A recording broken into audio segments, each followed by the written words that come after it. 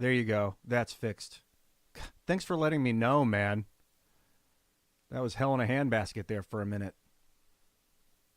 What a blazing intro that one was. I got new drivers for my sound. I guess you'd call that my audio board, my Behringer UMC 404. And now I can split. Before I had to have channel 1 and 2 on one and 3 and 4 on one. I could only have 2 mics in my four slots, which is really sad because I have 4 slots. I wanted 4 microphones, but the new driver fixed it. What's going on, everybody? Good to see you too. Hello, everyone. Good morning. Great to see you all. Cockerel in the chat. We got Fritzy, Ho Ho, Jack Flannery, Acewing across all platforms. I'm on YouTube, Twitch, and X. Follow me and subscribe on YouTube, Twitch, and X. Just uploaded the Game Jam, the aspect of the Game Jam that I guest judged earlier on the weekend, and it was fucking fantastic. It was very fun. I played 5 awesome games. For 2 weeks of development, they were pretty impressive. All 5 of them were very impressive. And I think Biggest Dickus Architectus was my favorite of the 5. It was super unique. Never played a game like that before. It was kind of like Jenga with real physics, and you have weight. Pieces have weight and value, and you're trying to stack them on this board and get points as you stack them, favor, because it's like this Roman theme. It was super cool, man. It was really super cool. Timcast is still a thing, yes. Everything is fine there. I cannot speak out of turn, because I am not Tim Pool. Tim Pool is my friend, and but yeah, I was just spending the morning responding to a bunch of people sending me messages about management. And if you watched Timcast IRL last night, you probably know all that. Tim was planning on doing a restructuring, talking about it on the show. And then I had a crazy dream about talking to Elon Musk. Elon was on IRL, and we were talking, and he asked me, what is God? Or he was like, yeah, something about God. And I was like, and then there was pause, and I was like, God is a vortex. I believe it's at the center of every proton rotation in every galaxy. And he was like, and the whole time Tim was next to me. At first he was like, hey, and then he was just so enjoying it so much, just really listening. And during the conversation, I saw Tim kind of standing to my right with his back turned, and I could tell he was listening intently to everything Elon and I were saying, just soaking it into his soul. It was a great dream. And then I woke up. And during the dream, I was like, oh, God, I got to pee. In the dream, I was like, crap, we're about to do an episode of IRL with Elon, and I got to pee. I'm going to have to get up and go to the bathroom during the episode. I'm going to miss part of this show. And I don't want to miss part of a show with Elon. I want to spend all 2 hours with him. And then I woke up from the dream, and I had to pee. And I was like, oh, shit. But when I woke up, Elon was talking to me in the dream. And when I woke up,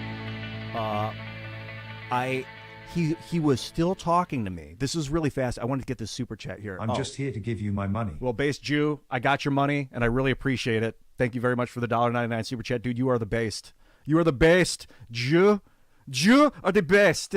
So Elon's talking to me in this dream, and very clearly, it's Elon.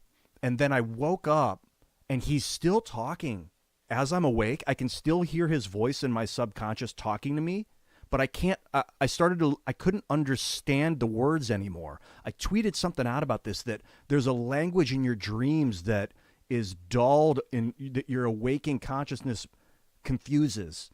And it was like he was still present with me explaining something, but the words weren't going on. And I'm like, I can still tell he's talking to me, but I could not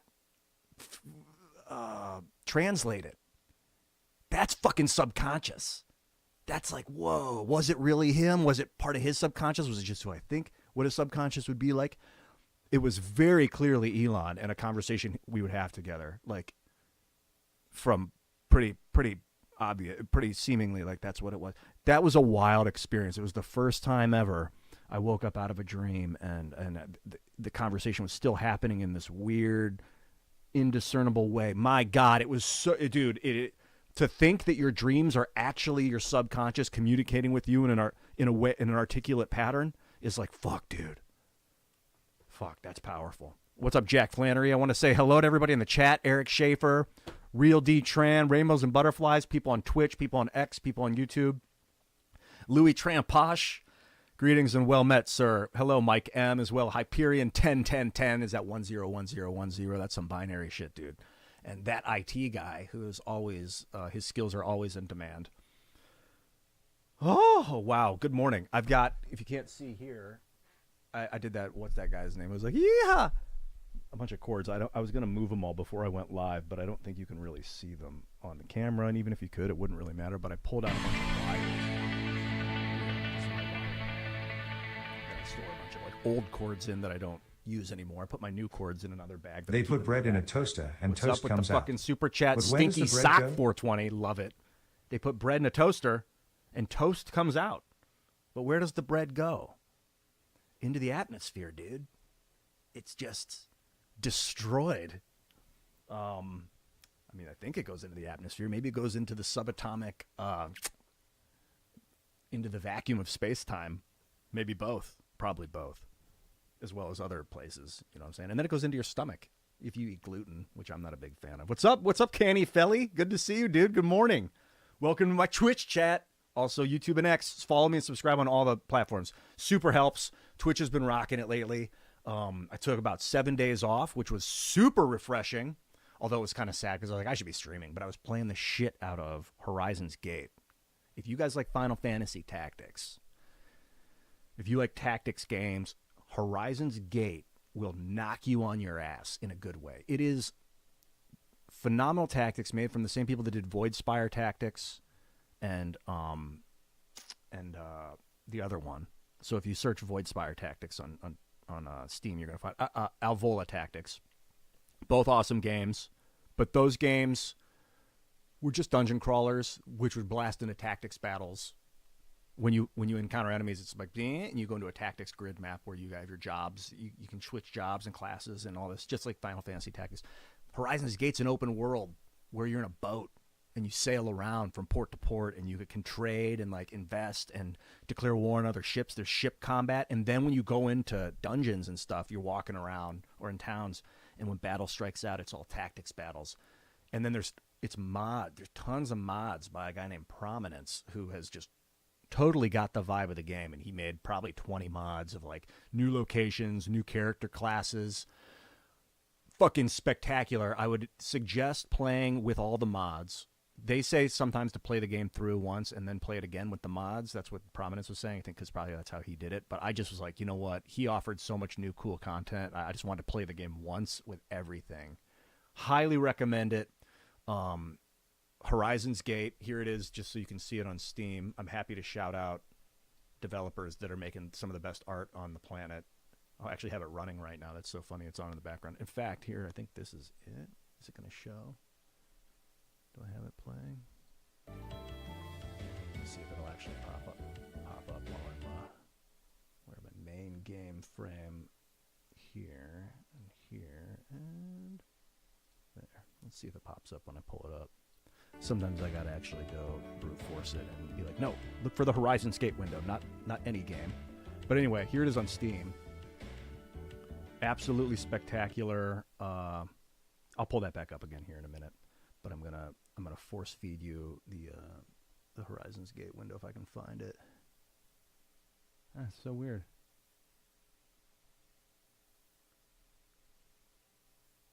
All right, so we are. Here we go. I'm about to get it. I can feel it coming. Can you feel it? I can feel it. Anyway, looks like it's not going to be pulled up for now. Great game. Here it is again. Pick it up on Steam. Horizon's Gate. I absolutely love this freaking game. Beyond measure. I cannot even begin to explain it. You can see here I put 80 hours into the game in the last week and a half.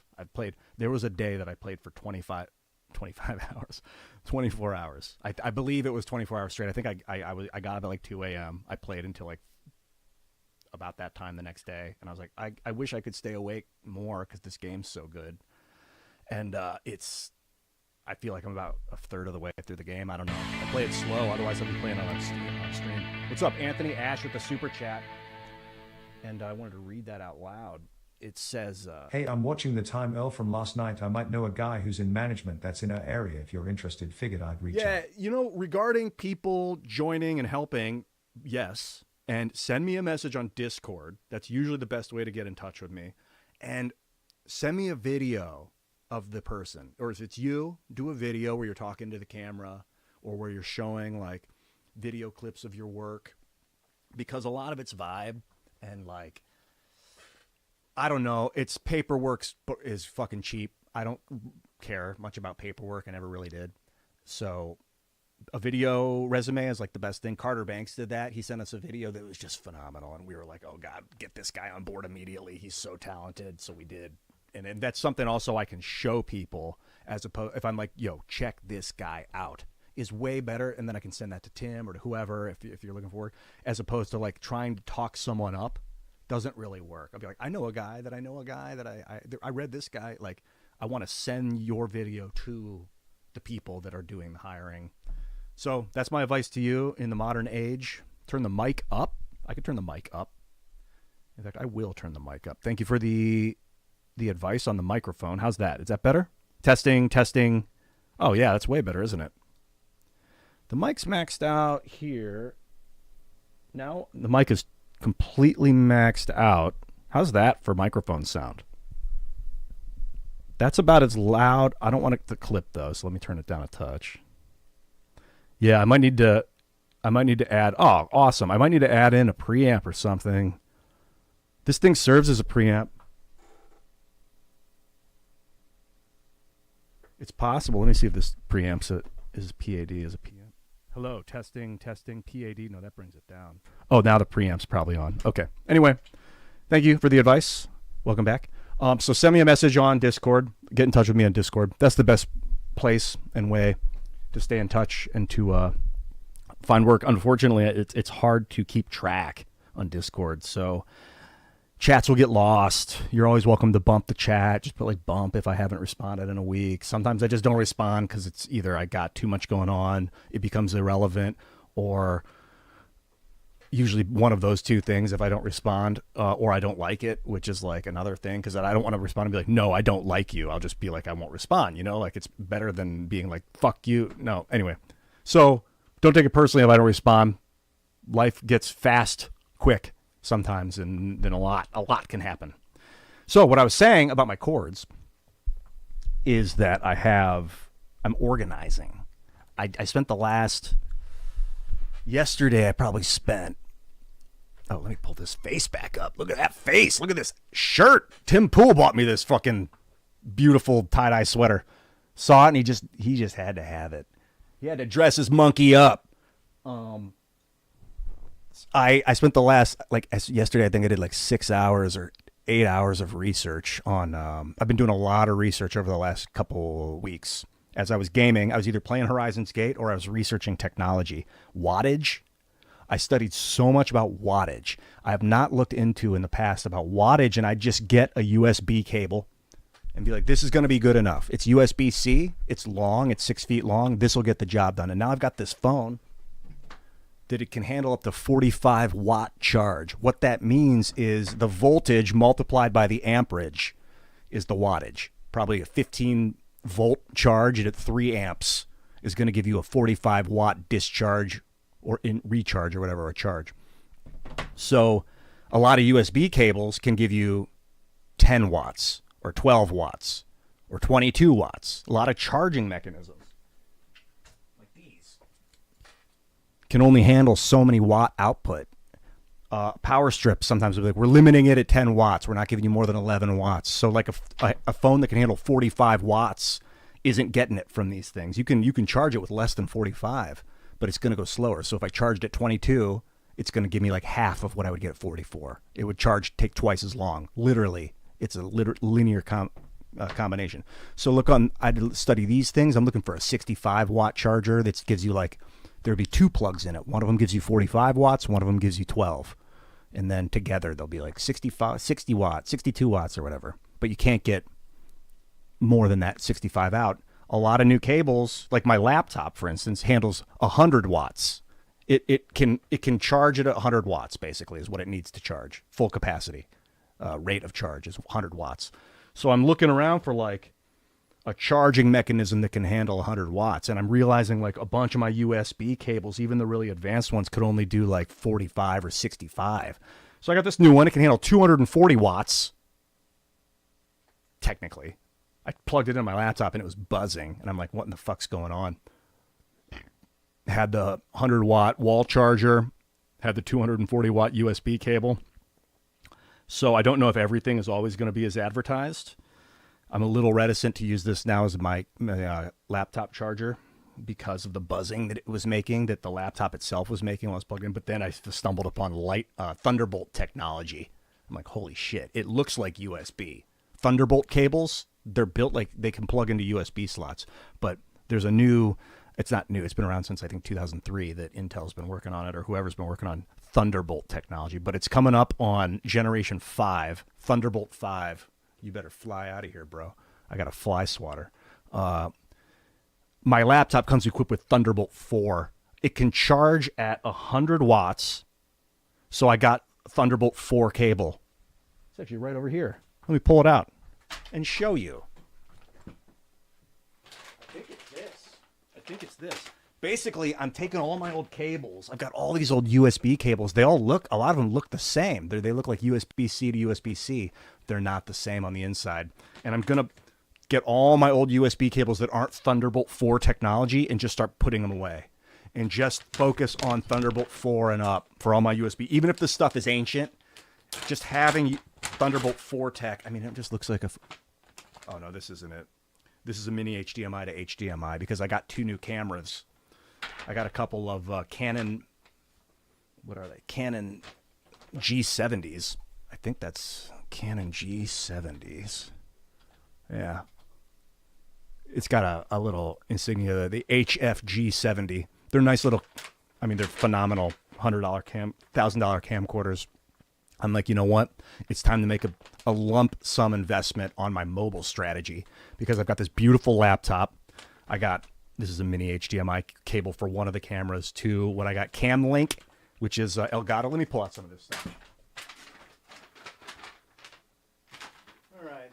These are Velcro strips. Now, these things are, I cannot recommend these enough.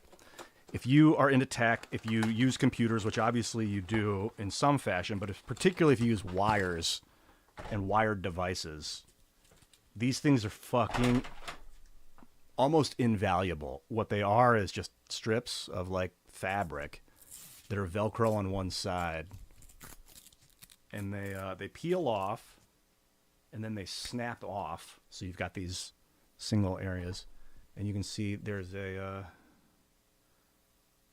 Well, this one's just straight up Velcro. This is like the edge. I'm not going to use that one. But then you look at what it comes to is this. Look at this shit, dude.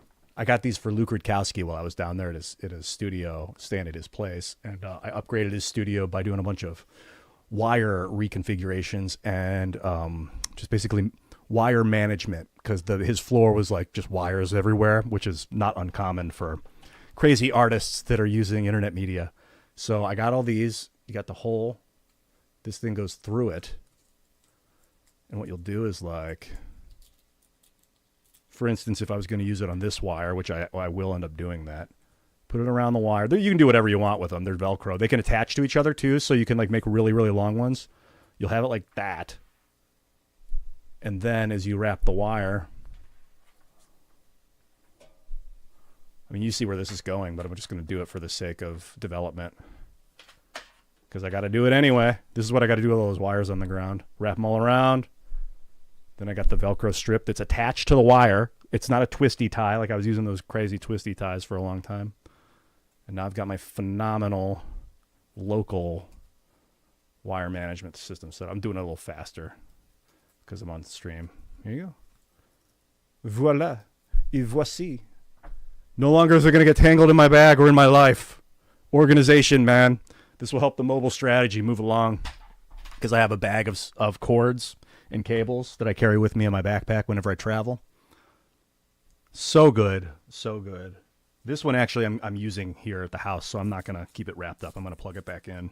This is like my go-to phone charger whenever I am sitting at my desk here. Into the machine you go, sir. I'm actually plugging this because my power charger only gives me, 11 watts into this thing, which can handle 45 watts out.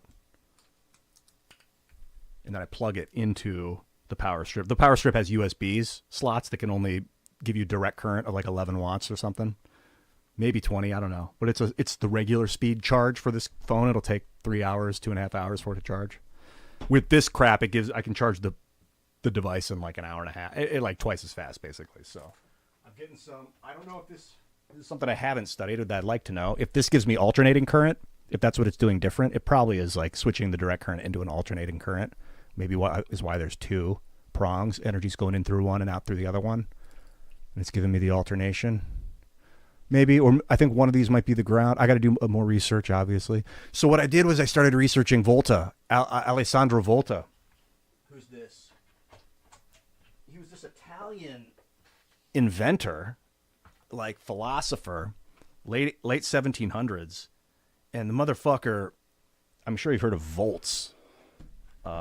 They named him after Volta because what he did is he started working on batteries. He was like, he just got crazy with it, man. He was like, what if I stack metal plates on top of each other? He started stacking zinc and copper, like round. And I'll pull this up and show you. It's called the Volta, voltaic stack. This is like the first battery. Well, I mean, this is like the Baghdad. So if you've studied the Baghdad battery, which you probably have. I mean, I've talked a lot about the Baghdad battery. Oh, wait, I want to pull it up over here so you can see it. The Baghdad battery was like a discovery that was researched and located in like, let me do this here. Baghdad battery. They call it the Baghdad battery because it was discovered in Baghdad, or they're close to Baghdad. This is an ancient technology from like 200 AD. They don't know how far back it goes. They probably used them in the pyramids. There's no evidence of it, but there's no scorch marks in the pyramids from flames. So it's quite possible that they were getting an electric charge out of these to light the internals of the pyramids and light things in general, because you can wire these together. It was a clay pot generally with like an iron rod wrapped with copper wiring, or it might have been the other way around. Was it copper rods wrapped with iron? I think it was copper wiring. Bronze. Here, let's read about it. Sealed with bitumen, so they're sealed, contained a bronze cylinder, again sealed, with pressure in papyrus wrapping, contained decomposing fiber rolls, which Volta actually used as well. Salt water drenched with cardboard drenched with salt water between the plates, between the zinc and the copper. Then they had held in place with up to 4 bronze and iron rods sunk into the ground, and their cult meaning and use are inferred. I should probably read this from the top if I'm going to read about it. But essentially what they would do is they'd put iron and copper in here and they'd wrap it. And then they'd fill it with what you'd call later an electrolyte, which was vinegar or some sort of acidic liquid. Vinegar, wine. And they would fill the pot with the liquid that would surround this metal. And the metal would produce a constant charge. And then they would do whatever. They would connect these together, and maybe they would run wires in through the top into the liquids and then link them all together and get like electrical charge, basically. So Volta comes along and basically does that same thing, but like in a more advanced fashion. It's this, he'd stack copper. This is like 1798 or something. He was like, what if I stack copper and zinc? They found out later that these bottom layers don't need to be there. This was just in Volta's version. The zinc and the copper, he had them there because he thought it was a lot about them touching. I don't want to misrepresent his work, but I think I was reading that later iterations, they would remove the top and the bottom layers. They were unnecessary. So you have these zinc and copper touching, and then a layer of either fabric drenched in salt water or in brine, they would refer to it as, or cardboard soaked in salt water. So the salt water is the electrolyte in this system. And as it sat there, he would touch the two ends together and it would produce a current. Well, technically it would produce a charge. And later you would find you could derive current from the charge. So Ohm, this German guy, comes along later and he's like, wow, this charge that's being produced by this thing, there's something going on with like, it doesn't always produce the same amount of charge. Why is it different sometimes? So he figured out that there was resistance in some of the metals or materials that were being used. And he's like, if you divide the charge by the resistance, you get the current. And so he'd kind of developed the concept of current by really focusing on resistance to this stuff, because it's a very destructive force, electricity. Like the charge itself would destroy shit. They would make these and then they just started destroying stuff with it. They destroyed water. That was one of the first things they did. Volta discovered this. He built it. He invented it. And other scientists around the world were like, holy shit, here's a real one. Other scientists around the world would be like, holy fuck, what can we do with this? Let's destroy stuff with it. We'll use the electricity. So they put it in the water that tips, and they started what was called electrolysis. They invented the process of electrolysis, or discovered it rather. And they were just destroying water and turning it into hydrogen and oxygen. And then the dude here, this guy, and for some reason, this guy's name is slightly, I'm drawing a blank. I want to memorize this guy's name because he's super influential. It's Humphrey Davy. He was like super inspired by Volta's work. And he was this English guy. And he was like, well, what can I fucking destroy with this thing? He was like, so he just started destroying chemicals. He'd find, or like, molecules. He destroyed, I think he was destroying salt, because he's the guy that's credited with the discovery of sodium. He discovered potassium, sodium, magnesium. What other stuff? He discovered like with it, and this all happened within like 7 years. Volta discovered this freaking thing, this pile. He invented it or whatever, but he really tapped into the value of electrical discharge, of getting metal that touch each other to produce a static charge. And then other guys were like, that's actually the same amount. That's the same kind of electricity that you're getting from friction. Other scientists would work so much off of Volta's stuff. But he built this thing, and all of a sudden it inspired like hundreds, thousands of scientists around the world to do stuff with it. And that's when electrochemistry started to become invented. Like they just, that branch, and then batteries started to get made. And I started going down this road of learning about volts, watts, amps.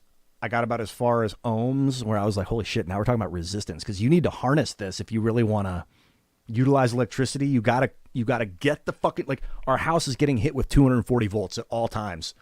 I don't know about this house in particular, but most houses, most residential homes are being bombarded just constantly. They're being just encased in an electric field of 240 volts, just constant. And so we built resistors so that we can kind of ease it into our system. Because if you just put 240 volts into your system, it'll destroy shit. And so we have resistors that basically slow the impulse allowance of the volts in amperage. I think this is kind of as far as I was studying yesterday, and then I fell asleep. I was like, I need to get some fucking rest. It was like 2 p.m. I'd been up for like 12 hours and slept for a couple hours before that, and I was up for like 18 hours before that. I don't know. I haven't been paying attention to those numbers.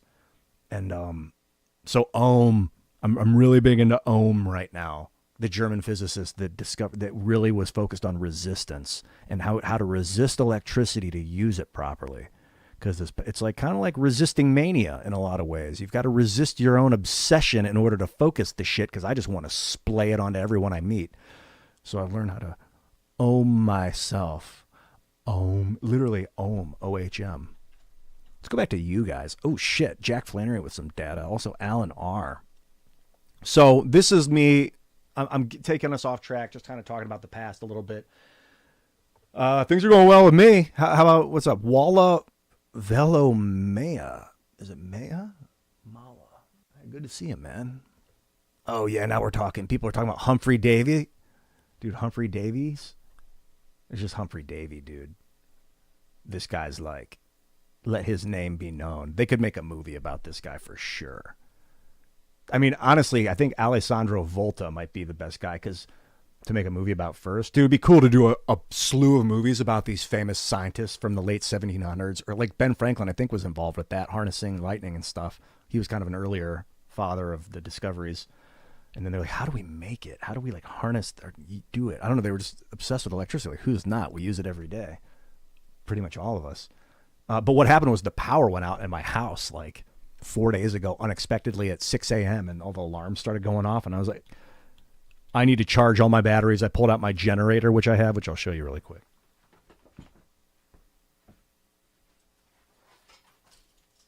This is another thing I cannot recommend enough. This is by Jackery. This is where I really was getting into wattage and checking out. Like, you got a display here, and I'm like, oh, okay. You get direct current out of your USB slots, or I can get an alternating current out of the plugs. It was charged. My power went out, and I was like, what am I going to do? I was like, oh, actually, I was gaming. I was playing Horizon's Gate, and I was like, what am I going to do? What am I going to do? I got to play. I wanted to play Horizon's Gate. Now the power's out. What am I going to do? And I was like, well, first thing I did is I got this, which since I've been working on and rebuilding my computer, I've been very into this thing. I walk around the house with it on this mode sometimes while I'm just looking, because it's like I got to look down here. I got to open my computer and read about stuff. And I'm like, how many watts? Oh, the back one. Like, this thing charges quick. How much watts? And then I was like, I don't ever want to lose power. It was like, shit. Almost everything I'm doing right now is based on electricity. Like, my life is like kind of revolving around my access to electricity, which is a little not perfect, but it is. And hey, by the way, follow me on Twitch, you guys. I see 85 concurrent viewers on YouTube, which is fucking a new groundbreaking record in my recent life. As far as I know, 88. These numbers are fucking hot and they're flying up. Twitch is big. We're getting going partner on Twitch, so it's happening as soon as I master 75 concurrent viewers on Twitch, which I know is possible. It's actually very possible. I had like 44 last time I looked. Yo, fucking Funk Master General in the house with 5 gifted memberships, brother. I love you. Thank you so much. That's awesome. So when my power went out, I was like, well, worst case scenario, I can use my phone as a local area network, as a server. I can tap into the cell network, and then I can load up Steam on my laptop, plug my laptop into my Jackery, and then game all day. And I was like, and I got solar panels that I can bust out and lay outside and run cords into my Jackery to keep it charging, which probably wouldn't charge fast enough to run my laptop, although the laptop only needs 100 watts. And I can charge this thing through my car. There's a plug here. You can use car battery chargers straight up. I think I can actually... I was going to say I could charge my car with it. I don't think that's true. But yeah, there's a car charger. So if really the shit hits the fan, I go out there and turn my car on. I carry this around in my car. Like when I travel, this is going with me. And that's what got me thinking, like, I should focus on mobile, because, like, technically I live at home, but I'm still mobile. Like, we're all mobile. We're up moving around, and, like, sometimes the home isn't working properly, and you need to kind of move around to reorient your local struggles. And so I was like, yeah, I could work from my car, charging my Jackery, charging my laptop and my phone, and have a perma network on my phone, so I can be tapped into the internet with my laptop, and I can be streaming from inside my car, because I've got cameras set up, lights, everything in my car that I could use. I mean, the laptop has a built-in camera, so it's not that big of a deal. So technically, I could just go in my car and stream. And then I hit up one of my friends. Well, she actually saw her face. Okay, I'm taking this thing off. The nice thing about this, too, is it keeps the hair out of my face, which is, like, hard to beat with this long-ass hair. I also put conditioner in it, this weird mint oil, so it's been, like, real slick the last few days. Thank you guys for following on Twitch. It means a lot. Twitch is the shit. YouTube is phenomenal. X is the bomb. I love them all. Thank you guys so much. My friend Zena Radner.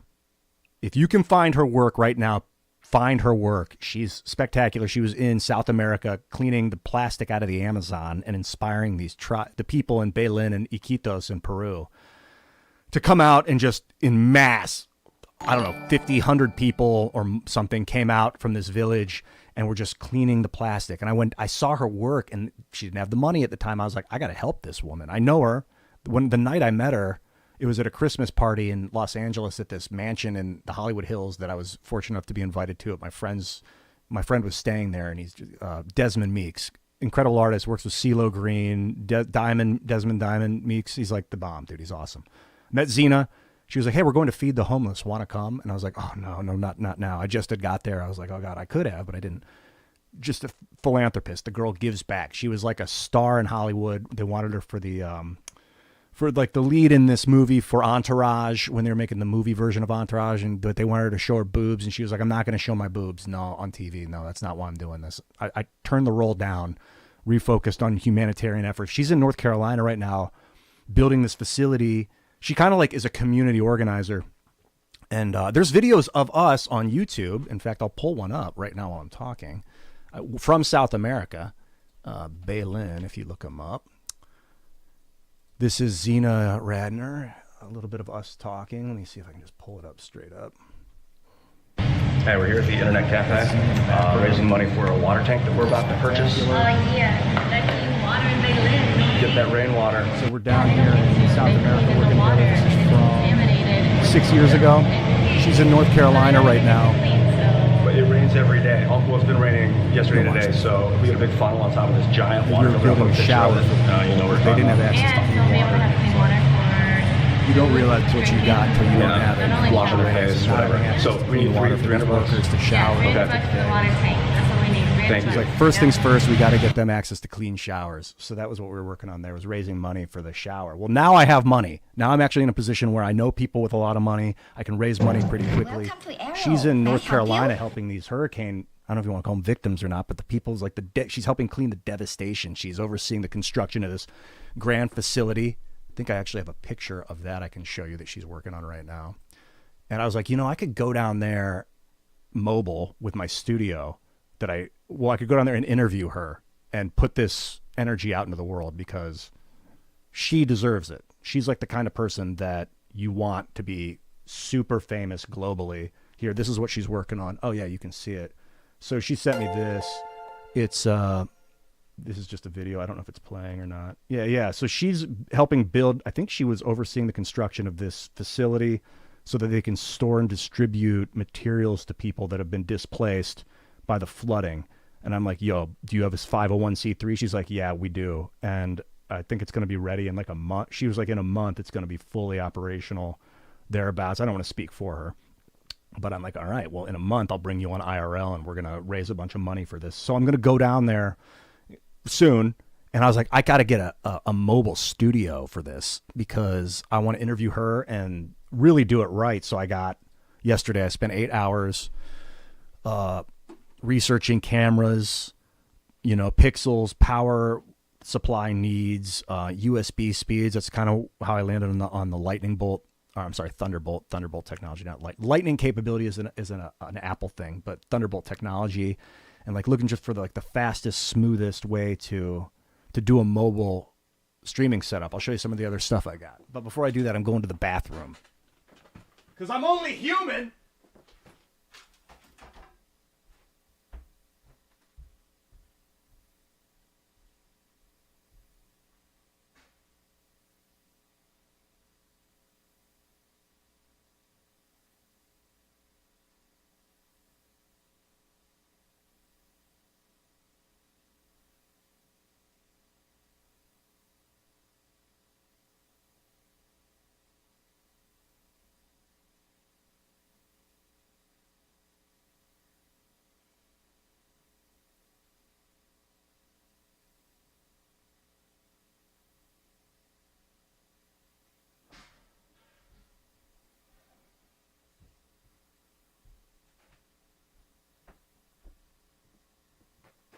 Got a mouse, got a cam link, couple of these. Let's see, other things I can show you. Microphone stands, cables, light stands. So basically I got tripods, light stand. I got these lights, which are very cool. This is from a company called Elgato, which I use their Stream Deck right here. This is a big part of the, can I get that? I've shown you this on camera before. Let me see if I can get it in the frame. Stream Deck. Highly recommend one of these if you're a streamer, if you're a video content creator in any way. Get yourself a Stream Deck. They make the seamlessly click between settings through scenes and stuff. You can have stuff pop up on screen. You can have audio shoot. I can change my lights. Here's another one. I can turn my light on and off. See that light behind me? Comes back on, those colored lights.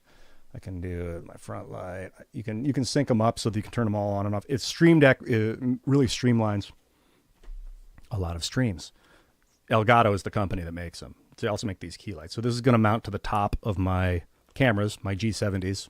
I got two G70s, two of these. What I'm going to do is I'm going to have the two G70s set up in an angle with lights coming in, and then I'm going to have, can't really show you. Let me show you this thing. Oh yeah, I recovered a power supply for this thing. So I've been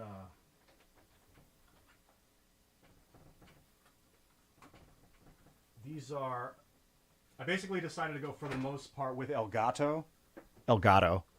This is the key light, the Elgato key light. It attaches to a stand of whatever kind. So I've got a stand here on one that I haven't been using. It didn't have a power supply. I was like, well, it requires 13 volts, a 13 volt power supply. And all I had was this freaking 12 volt power supply. I'm like, I don't want to fry my mechanism. So I started doing research on voltage. And apparently there's a 20%, you've got 20% leeway with voltage, with roughly 20%. If something requires a 10 volt power supply, you can put 12 in. You can maybe get away with 12. Careful with 13 because you might overheat and melt the thing, set it on fire, and destroy yourself. So you got to be careful. But 20% of whatever the current voltage is, you have for leeway. So I found a 12 volt power supply on what had come with a 13. I'm like, or I could spend $30 on another 13 volt power supply. And I was about to, but then I read that there's leeway. And I'm like, well, what if I charge it with 12 volts? What if I use a 12 volt charger and it fit? And it worked. I'm like, holy shit, I learned something new about voltage. It doesn't have to be exact. That's super helpful, but you got to be really careful about not going too far away from the required voltage, especially for like sensitive electronics, because if you've got like a hard drive or a computer that requires a certain voltage and you go too low, there could be intermittent losses of data. So for like a light, maybe the light will go out or flicker, but for something that requires like sensitive machinery, and it might burn, it might destroy the light having too low voltage. Anyway, don't go too low, don't go too high with voltage, but you've got a little bit of wiggle room. So what I'm going to do is I'll have one camera coming in here with these little guys, these key lights, one over here coming in with the key lights, and then this will be in the middle, back further on a stand, giving that front light, and then I'll have the two interviewers here, kind of facing the cameras, like here and here. And that's my initial setup, is we're going to be talking like this at a 45 degree angle. It's not perfect. You'll have front cameras coming on. I really want to get a third camera that gives a wide shot. There's something about popping. If you ever watch like, I don't know if Lex Friedman does it. IRL has sort of a wide shot, doesn't get utilized a lot. I think we might have one on the big show. I don't know. Luke Rudkowski's got one on his show. Chris Williamson, he does a cool wide shot where it establishes the two characters across from each other at a table, and then it'll show their faces. So you know, like, that they're sitting across from each other at a table. You don't have to imagine, like, where are they? Are they across the room from each other? I love establishing, like, the real shit, like the real, whatever you want to call it. Or station shape, you know, the real thing where it shows the people like where they're really at, the real locality. I like that. I think that helps. And I got these. These are cam links. What happens is your really good DSLR cameras usually run through HDMI. They're not quite, most of them, for as far as I can tell, are not quite at the point where they can run a Thunderbolt cable. They will be, and if they might be at this point, but the G70s that I got, which are these cameras, let me see if I can pull up the Canon G70. These things do not, oh crap, oh I gotta move it before I show you. These things do not have, they have a USB port, but it's just to charge them. They don't send data through their USB. So in the meantime, they're going to run the mini HDMI cable that I showed you earlier into a regular size HDMI output that goes into your cam link, which is the Elgato device, about $100. And then this plugs directly into your computer's USB, because computers don't tend to have, at least laptops don't tend to have HDMI inputs, just one HDMI output. Another fucking 5 gifted memberships from Funkmaster General. the Funkmaster General in the house. Yo, thank you, Funkmaster, bro. You are keeping this shit going in a way that I don't know if you truly understand. I don't even know if I truly understand it, but I love you. I truly appreciate you and all the work you've done, all the gifted memberships that you have supplied for this channel over the last 50 days, man, is brightening. It gives me hope. I think about it and I'm like, holy shit, this is a lifestyle. Like if I can keep memberships, and because right now that is like my main income supply. I mean, I have a contract with Timcast, which is my main income supply. It's pretty much my main income supply at the moment. Not to get too technical about economics or my own finances, but like having the subscription models where it's at, because I took a week off. I spent the last 7 days working, playing Horizon's Gate and studying. I mean, I was working, I was learning and studying and researching and stuff, but I didn't stream. And I was like, wow, that's such dog shit of me, because like people are paying to watch. But I was like, you know what? It's okay to do that once in a while, to take like a mental health time, to spend some time in reclusion or a solitude where you've just got to like recoup, remaster your mind. It's okay to do that. And it's really okay to do that when you have subscriptions, because people understand. They're like, look, I'm subscribing to you. I'm paying you because I believe in you and what you're doing. And if you need to be healthy and you need to take time off, take fucking time off, man. It's one of Tim Pool's models, which, love it or hate it, it's one of his models. It has been for the last, is like, look, if you're not feeling well, take off. Come back when you feel well. I'm not going to play sick day bullshit. If you're not feeling well, take care of yourself. And that's something Tim, I encourage you to do the same thing, brother. Take care of yourself first, man, because people are going to keep subscribing to you and supporting you to be healthy. That's a big part of it, is you got to come in healthy and ideally in a good mood. I'm going to screw this back on my post. I was thinking about getting more lights too, but for now I'm just going to have 3 for the road show. Also, I'm going to interview my father, Tim Crossland. I was going to say Tim Pool. That's so funny. Who's a content creator. I don't know what his YouTube channel status is right now. He had it going for a while. And the guy's hilarious. Really, really hilarious. And super fucking smart. I didn't know. I thought growing up... I'll come back to the microphone.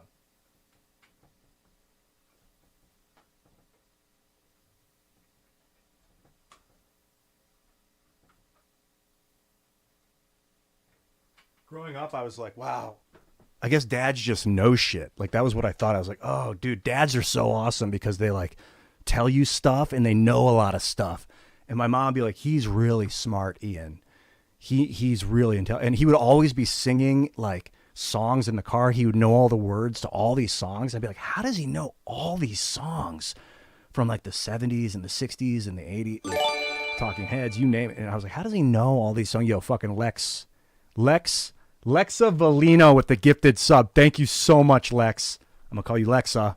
Is it Lexa or is it Lex Avellino? I'm going to call you Lex. Let's go with Lex, and you can correct me if I'm wrong. Heart to you, baby. Love you, sir, or ma'am. Thank you very much. That was awesome.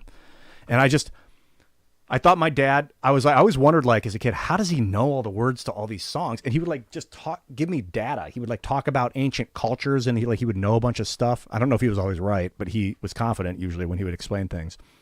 And, you know, we had encyclopedias at the house. He would tell me if he didn't know something, too. And he would ask me what I thought about stuff a lot.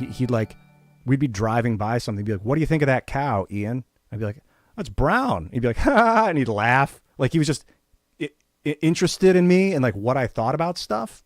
Nothing complicated. And he would get joy out of me, like, telling him what I thought about things, just as the child's phenomenal. I mean, I'm a little emotional talking about him because he is my dad, but, like, he's, like, going through this, like, spiritual awakening right now. I got to have a meeting with him today, maybe even bring him on stream later today. And he's like, Ian, how do I do this? Okay, I want to make a bunch of money for retirement, set all you guys up. I mean, he's kind of, like, retired, but he still works. He's, like, 75, I guess, at this point. But he's, like, super vital. And he's like, all right, I'm ready to go. I got about 1 million stories to tell, man. And he's, like, a great storyteller, like, really charismatic and funny. And people love him. And yeah, Tim Crossland. So I was like, all right, bro, I'm going to get you, buy this and this and this, get these 2 SM7Bs, these microphones, get the soundboard, the Behringer. I got the 4-port, get a 2-port, unless you want to interview 3 people at a time. It's just going to be you and your subject. and some light. I was like, the video is going to be important too, and the lighting, but the audio is like the key for getting started. You really want clear, crisp audio. And then that inspired me even more to get all this stuff going, because now I know exactly what to get him, or like to tell him to get, like put together a package of, you need a cam link, you need 2 cam links, get 2 of these G70s, get some of these fucking wires for the house, I don't know, this is a Bluetooth mouse. So mice have basically finally eclipsed having a USB plug. You know, a lot of mice in the past would be USB. You'd have to stick it in the side of your computer. And the early ones didn't even have like a little slot you could put them into. Now they do right here. You can see. You probably know this already, but like microphone. This thing's got, here's the USB thing if you want to go USB. And it can fit in here, so you're not going to lose it. The other one I had didn't have that. But the really nice thing about this is you can put it in Bluetooth mode, and it just beams into your computer, and it leaves your USB slot available, because it really sucked to have an entire USB slot sucked up by my cheap-ass mouse from before. So this is just a quiet Bluetooth mouse I'm going to take on the road with me for sure. It's a gamer mouse. It's got like 6 buttons just in case, but there's not going to be much World of Warcraft. That game really... I mean, I could take Biggie with me. This is my monster mouse with the 12 buttons on the side. But it's not Bluetooth compatible. It's definitely like a house mouse for my home. And it needs to be charged way more than I would like, but I did kind of go cheap on it, and it's a big, fat, multi-button mouse, so it requires a little bit more of a power draw. I think those are most of the pieces of tech that I've got here.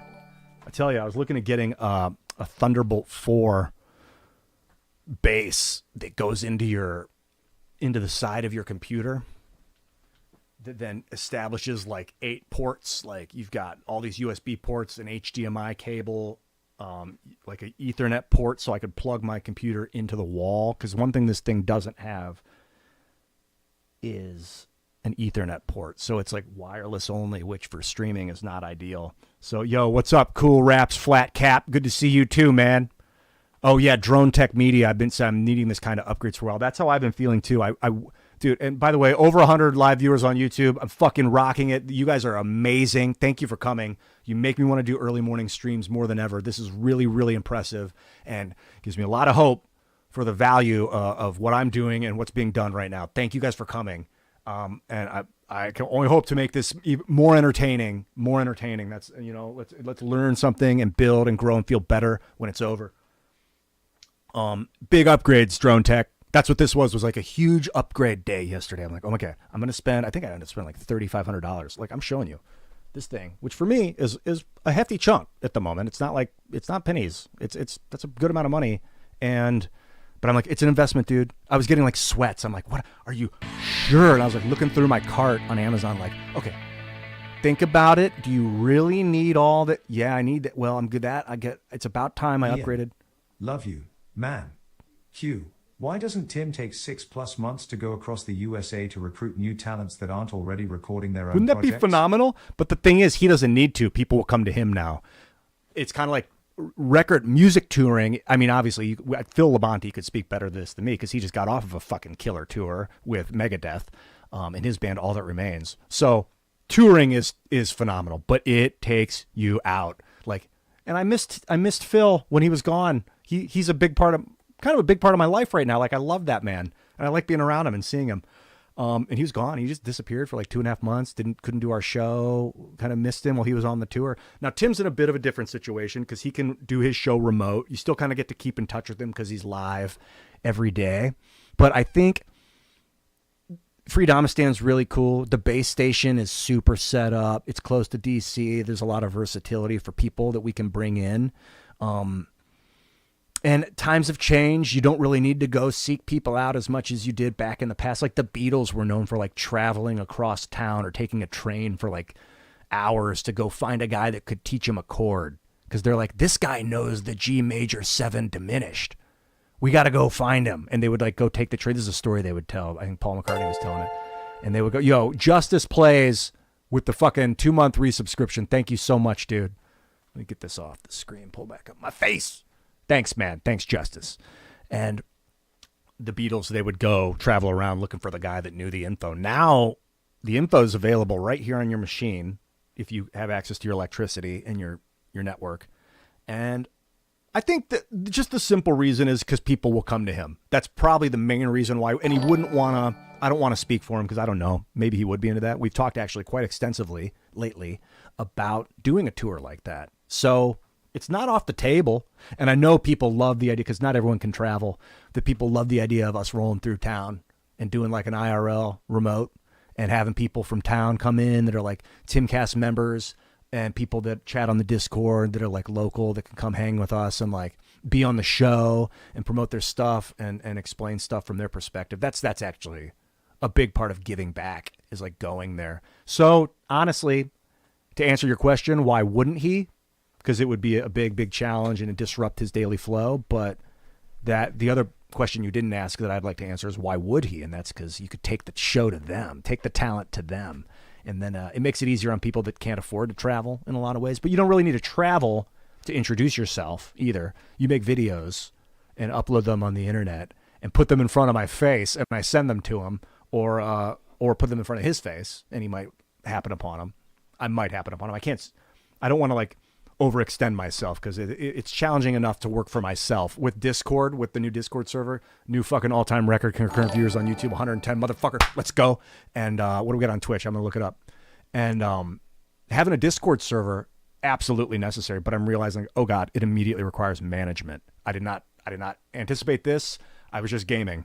All I wanted to do was get online and stream for 5 hours and game and talk to people. But then it was like, no, a Discord's good because the conversation continues. In fact, type !Discord if you want the link.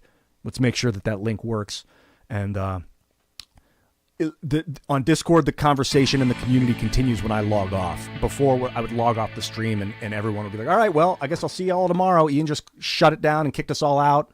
Back to our homes. In a live action Tobuscus Adventures vid? Oh, dude, you want a Toby vid? Yeah, let's go Toby Turner, dude. The Moral Gray with the super chat. When will you be in a live action Tobuscus Adventures vid? Bro, have you seen me and Toby's? Yeah, let me know if that Robo Crossland link worked there, Justice Plays. I think it does.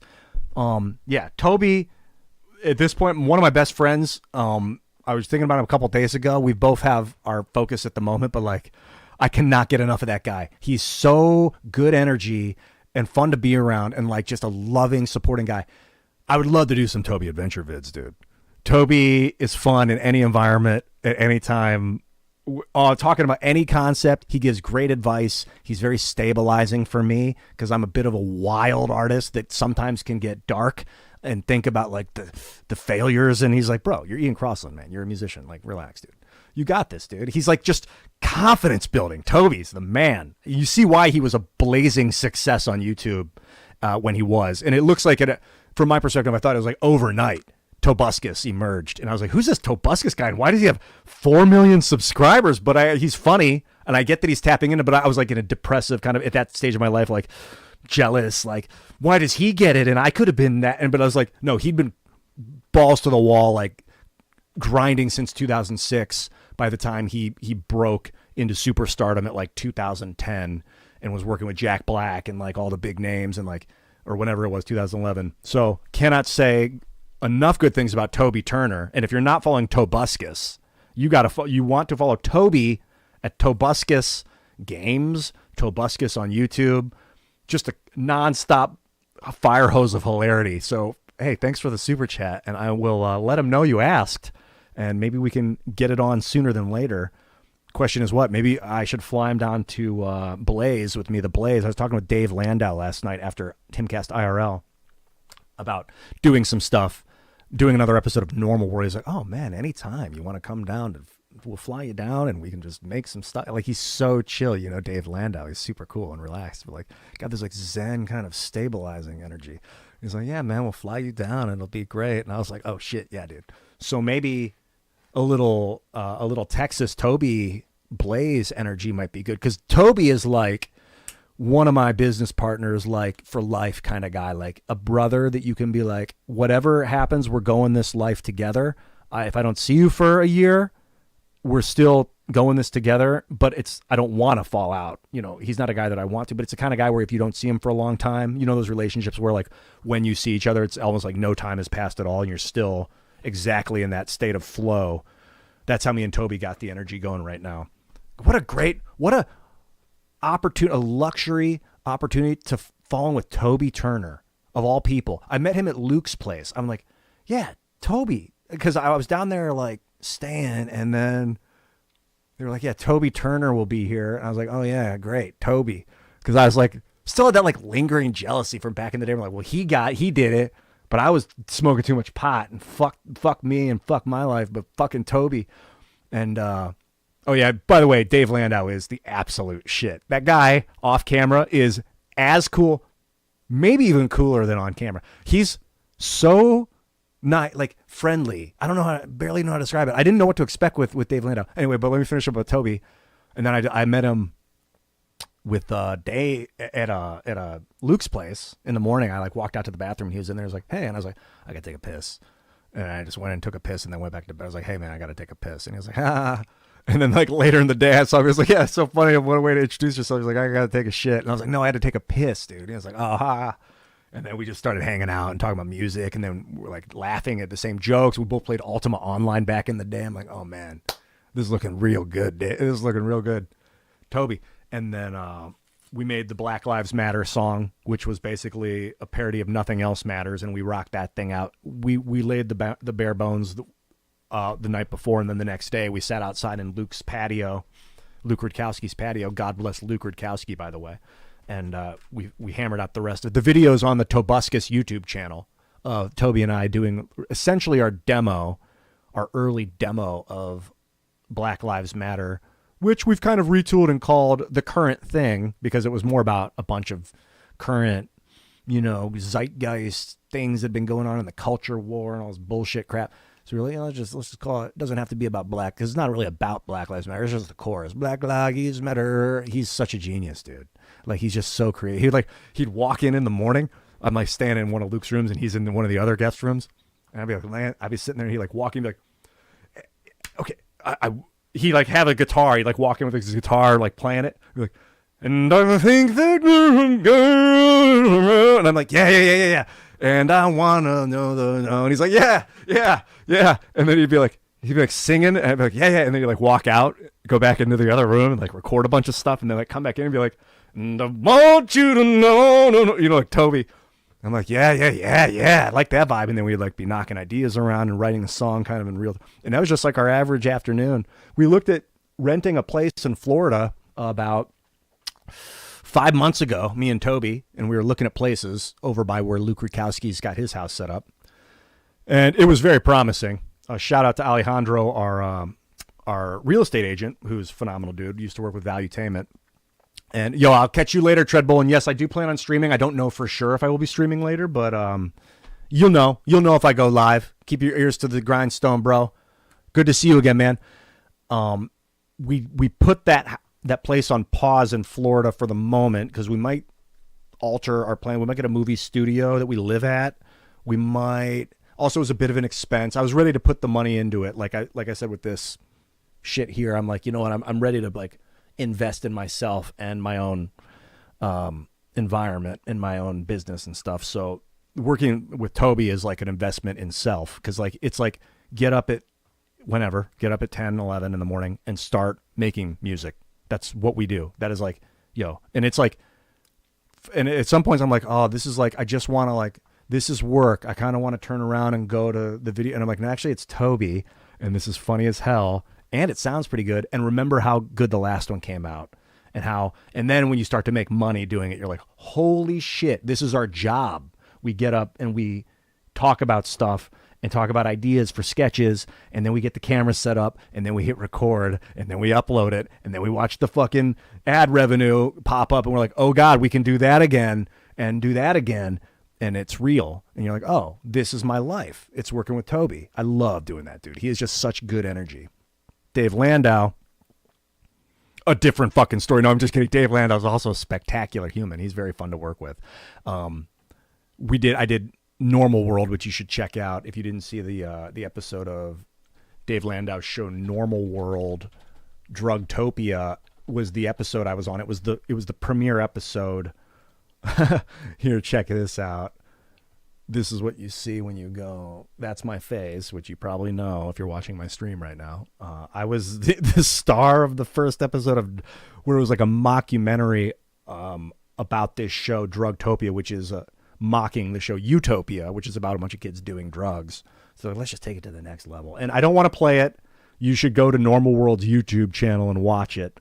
Type Normal World Drugtopia and it's going to come up. I don't want to play it because it's copyrighted and the ad revenue goes to them, and it should. So go watch that episode. It's freaking hilarious. But Dave and I didn't have any scenes together in it. I was like, they were the producers of the show, and it would cut to them talking about it, and then it would cut back to like clips from the show, and I was the main actor on the clips from the show. It was about like my Jim Morrison-esque experience of my life in the Utopia, in the Drugtopia, I should say. Dave Landau, dude. So we're planning like maybe, honestly, I don't know, maybe next Wednesday.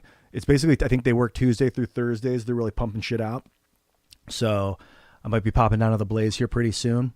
Like I said, I also have South Carolina on the horizon where I'm going to, or North Carolina rather, go down there and work for a little while. Also, I got to go to Tim's studio here in the next few hours because I'm going to be working on his computer setup, get familiar with a bunch of his stuff. And I also want to go to Ohio to spend time with Tim Crossland, who is my father, who is setting up his studio.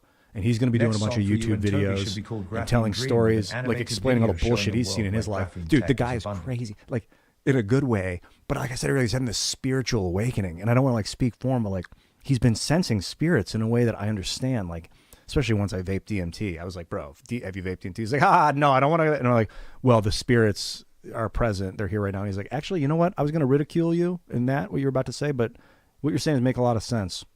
And he's like really perceiving these energies in a different way that he's ever experienced in his life. Like he's always been kind of attuned to it. Maybe as part of why I feel like maybe I've become attuned to it. We had a very kind of an open-minded home where like he was raised Methodist. My mom was raised Catholic, but neither of them ever took us to church really. They were like, you know, religion. And by the way, shout out to the Moral Gray with the super chat. Next song for you and Toby should be called Graphine Dream, with an animated video showing a world where graphene tech is abundant. Well, dude, have you seen my Graphene Dream song? Let's just play it a little bit.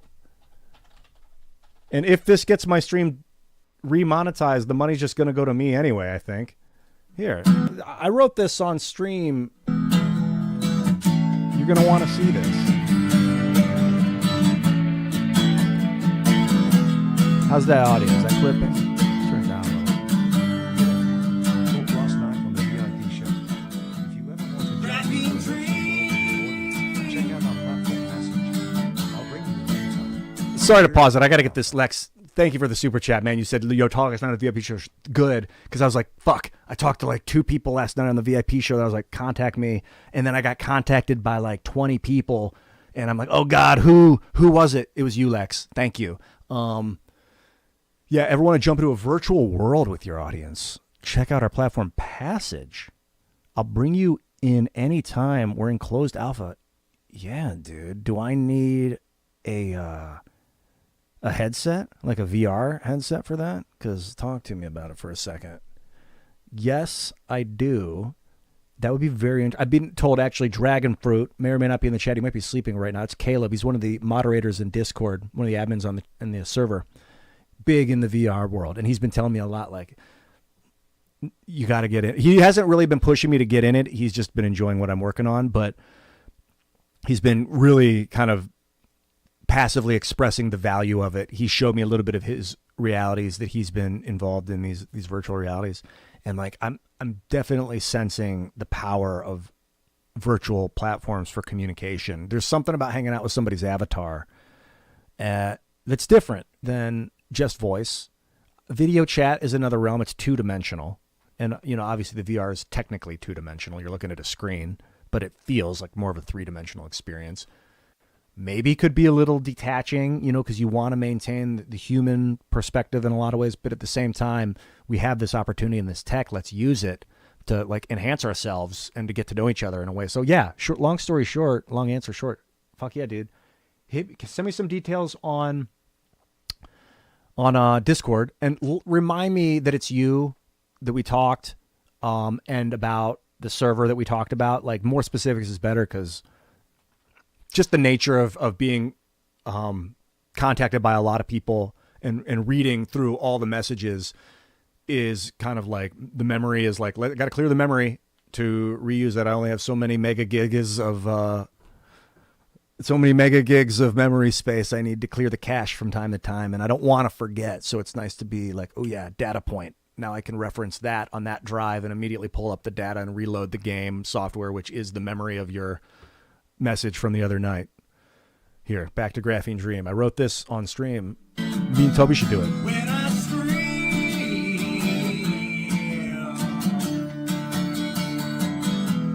graphene dream.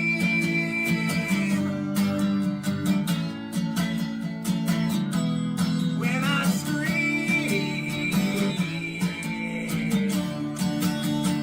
All right, that's all you get. Oh, hear this part. When my paper's wet 'cause it's made of trees.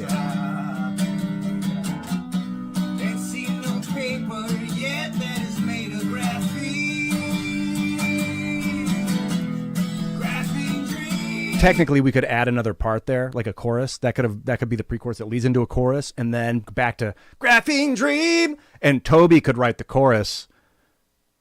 Maybe I'll ask him if he can write a chorus at 57 seconds. See if he can put a chorus in there, and then we can print that and make it a Toby Turner, Ian Crossland original. Crobuscus. We got to call it Crobuscus. I got to get him on. I got to get WhatsApp really quick. That's where we do most of our talking because you can send files. I think I have it on my system already, do I? I had it, and then I changed hard drives, so I think I got to re-download it. Yeah, maybe Crobuscus, because we were like, what should we call it? What should we call our band? Like Crobuscus is pretty funny. WhatsApp. Let me get on WhatsApp. Normally, I'm like, I don't really use... I go through phases where I'm like, I should be a purist. I don't want to necessarily use proprietary software that tracks you. And no, I just want it on my PC. Oh, I get what's going on. I see what you're feeding me, app installation messenger. I was about to install it to my phone from my computer, which is a very cool integrative technological revolution that you can actually access your phone from your computer and vice versa. I was waiting for that to happen all through like the early 2000s. Come on, what's that? Here we go. Still got an audio delay on my non-mic outputs. You know, when we switched over the system, and I say we because it was me and Mito, one of my buddies that's a software engineer. We have Discord popping up. I've got my desktop popping up. There's a sync offset function, and that is maybe the settings didn't transfer, or maybe we just didn't account for the slight delay. Maybe you were hearing reverberation through my microphone because I didn't have it muted. Let me pull this up. Didn't have it muted, and I might want to have my microphone muted while it's playing music out of my computer because that's coming through the microphone as well as playing it through the system itself. All right, I'm going to wrap up this link my device here. Oh, it's getting hot in here. I'm going to have to take this sweater off. Can you see my face gleaming? I can feel it gleaming. Toby, he messaged me earlier. He messaged me a couple days. That was like a week ago. I gotta get back to him. So what do I tap menu on Android settings, link device. And my paper's wet 'cause it's made of trees. Get it? Gow. Ain't seen no paper yet that is made of graphene. But we will see paper made out of graphene. If you can make it out of wood, I would imagine. What if you had touchscreen paper and it was so cheap that you could dispose of it just like paper, but it was electrically conductive and capacitive? You could use it as wiring. You could crumple it up and rip it and throw it away. I don't know if you'd be able to rip it or not, but you could crumple it up like paper. You could draw on it like paper, or you could use it like a computer, and it would just be paper. You'd have a stack of computers, basically, of like 600 computers. You'd buy like a stack of it from the store in a box of paper, but it would be whatever, graphene sheets, and call it something. Like, technically paper is like wood pulp sheets, so they called it paper, made of papyrus. What'd you call it? Like grapher. I don't know. Graphite. Call it graphite. Call it graph. I don't know what you want to call it. You can name it after the graphene. Call it like carbis or something. Carbis. Maybe carbis is the right word. And that would be like the next kind of paper. You could, if you call it paper, they'll think it technically would come from papyrus, so you wouldn't call it paper. But it just comes from carbon, pure carbon. So carbis or something. Carbris. I don't know. It doesn't fucking matter what you call it. Somebody can call it something cool or use one of my words. Sometimes words come to me in dreams and memories and thoughts, and I coin them as terms. Sounds, I should say, appear as shapes in my mind, and then I utter them into phrases. And you bust these sheets out of graphene and use them like, grapper. But it sounds too much like paper. I don't want to rip off paper. And paper is such a common thing that's been around for, I don't know, thousands of years. Let's wrap this thing up, this Toby thing up, and then I'm going to put my phone down. So open WhatsApp menu, tab menu.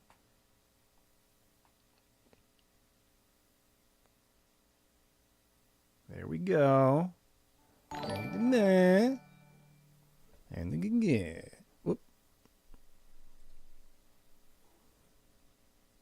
Get it. Come on. There it is. Had to get it non-blurry. Oh, man, I smell like onions right now, dude. You ever get that BO where you smell like onions? Is that too much information for a live stream? I got to go clean off. I don't know why, man. I never just smelled like onions before. I started using this crystal deodorant, which I can show you, actually. Okay, we're good. We're in. I'm going to tell Toby that people want to hear his version of graphene. They want to hear his input on Graphene Dream. Move all this stuff out the way in the meantime. When I scream. So we're at like 57. See no paper yet that is made of graphene.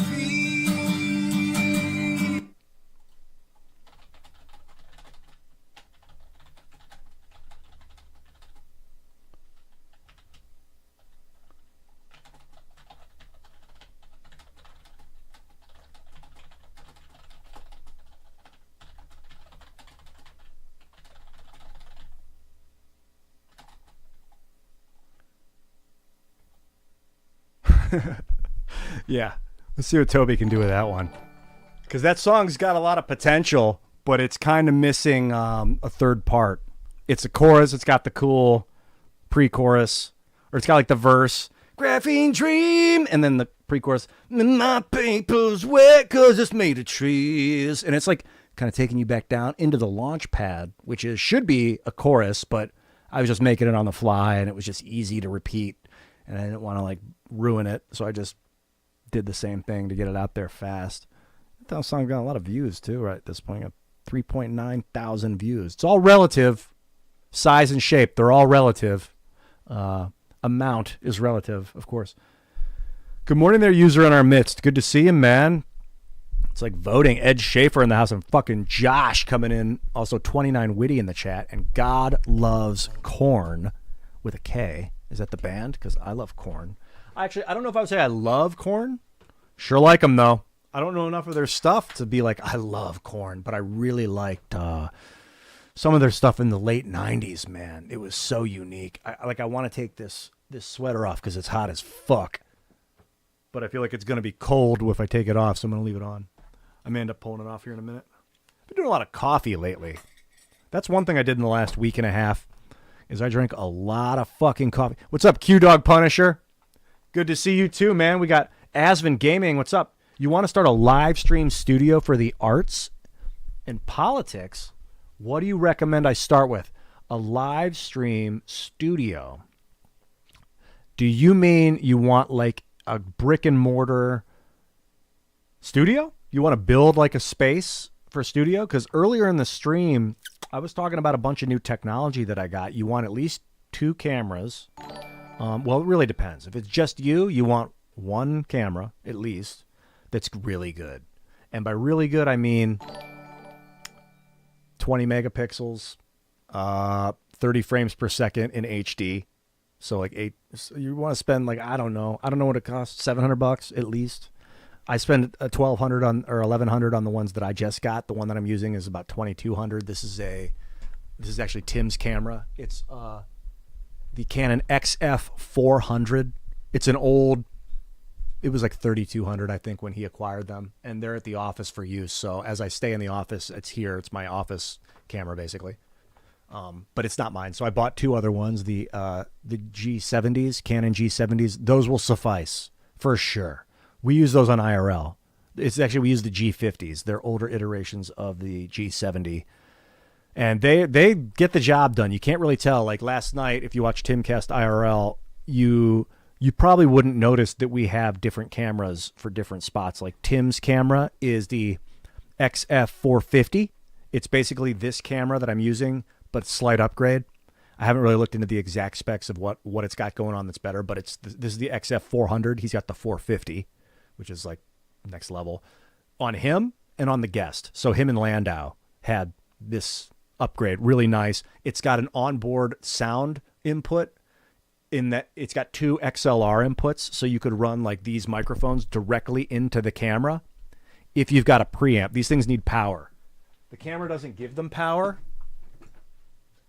but you would get something like this. This is called a cloud lifter. This, you run the microphone into this, and then you run another cord from this into the camera, and you've basically got direct audio into your camera for recording, and then you'd get like a memory card in your camera. That's if you're like mobile. You could do that on the road with batteries and stuff. Literally outside on the road, you could do it. Not that I would advise doing it on the road, maybe on the sidewalk where it's legal or where you've got a permit. But if you're in a studio, I don't run these microphones through the camera. I run them through a soundboard, which has power. So I don't need to use this in the studio. This would be like if I wanted to go take these off. And so basically I use my laptop and I run my microphones through my laptop so they get power that way. So I don't use these things right now. But they're fantastic. And like if you're going to run through like an amplifier of some sort, a microphone, you would want to use one of these too to power the microphone. It just gives it a really nice boost of volume that you want for professional recording. So that's if you're doing like a studio setup. I personally use Elgato for a lot of stuff. I've got the Elgato lights. I've got the Elgato Stream Deck. I almost got this Elgato foot pedal that you can use to switch between like this stuff. Look at that fucking shot right there. Look at that neck. Shave that neck beard, bro. So technically I could have my hands free and be switching between scenes. There's like 3 buttons, I think, on the Elgato. No, Austin, good question. Am I on a dual PC setup right now? No, and I could be. That's actually something I was thinking about yesterday, because what some people do, a lot of streamers I've heard, is they'll play the game on one machine, and then they'll send all the video from this machine into another machine that is streaming that video input. So I could technically do that. I could be using my laptop to run Streamlabs and then sending all the information into my laptop from here. That way, all the really intense games that I play on this computer, like particularly Helldivers and maybe Warhammer, those are 2 games that have been crashing my stream. And I have a feeling that if I was streaming on my laptop, but I was gaming on my desktop, that wouldn't be happening. The only issue for me at this stage is I don't want to rely on my laptop to stream. And you don't have to. I could just pull it over here and set it on a table right here, which I don't have at the moment, but I could set up a little table right here, kind of out of frame, and have my laptop going and just pumping the stream through that. But then another issue is my laptop doesn't have an Ethernet cable, but that's other just minor technical issues I could fix. I can get an adapter through my Thunderbolt to run Ethernet and just wire. I've got gigabit speeds at my house that I'm wired in for my computer, so it can handle the up down. It can handle quite a bit. I'm about to look and see if I actually purchased this piece that gives my laptop Ethernet. I did not. I was looking at getting the adapter to give my this thing. Let me see if I can pull it up. Thunderbolt dock. It was like it's not a Thunderbolt dock, but like something like this. Like this is like top end. Let me see if it says Ethernet. Yeah, this would have Ethernet. So let me pull this up, and we'll go. Let's do like. Hold on one second here. Almost completed. Yeah, we'll go to Bermuda. You guys want to go to Bermuda? I wouldn't mind going to Bermuda. Check it out. So it's like I was looking at these Thunderbolt docks. This is a little too much for me. A couple $100. I'm like, oh man, I don't know if I'm gonna need this weekend. So what you would do is, you can see the device on the right here. I've loaded it up. You plug this machine into a USB slot that can handle Thunderbolt technology. The Thunderbolt can power this and supply it with super fast. I think it's like 40 gigabits per second, which is like, if you're looking in bytes, basically there's 8 bits in a byte. So whenever you see gigabits, whenever you see a megabit per second, gigabit per second, divide that by 8, and that's how many bytes of data, like megabytes of data. A bit is an actual transfer of information. It's kind of like heat. Like if data moves, that's considered a bit. The bit itself is the motion of the data. So 8 bits is going to move 1 byte. You've got megabytes, gigabytes, terabytes. If you've got, let's make the math simple, 80 bits, you've got 10 bytes of data have been moved. So if you're moving at 80 bits per second, you're moving 10 bytes per second. So like if you can move 40 gigabits per second, divide that by 8, you're moving 5 gigabytes of data per second. 5 gigs of data with a 40 gigabit transference. 5 gigs of data per second. Like that's like fucking mind blowing. These games, top level games, are like 120 gigabytes. 5 gigabytes per second. In like 20 seconds, you've got the game downloaded. 25 seconds, you've got these 120 gigabyte game downloaded at full speed. If the now you're looking at, can the drive actually write that data that quickly? Because most drives, like even solid state drives, can only write at like 3 gigabytes per second. So like you might be able to transfer 5 gigabytes, but the drive itself can only write it at 3. So unfortunately, it's like, hold up, stop, I can't take all this notes. Give me a second, slow it down. I can only handle, it's not going to corrupt the problem or anything, but you know, these Thunderbolts are faster than a lot of solid state drives. There are some solid state drives, M2 drives, that are like these little hard drive solid state drives that are like, they look like memory chips. They're the new advancements, M2, M3, M.3.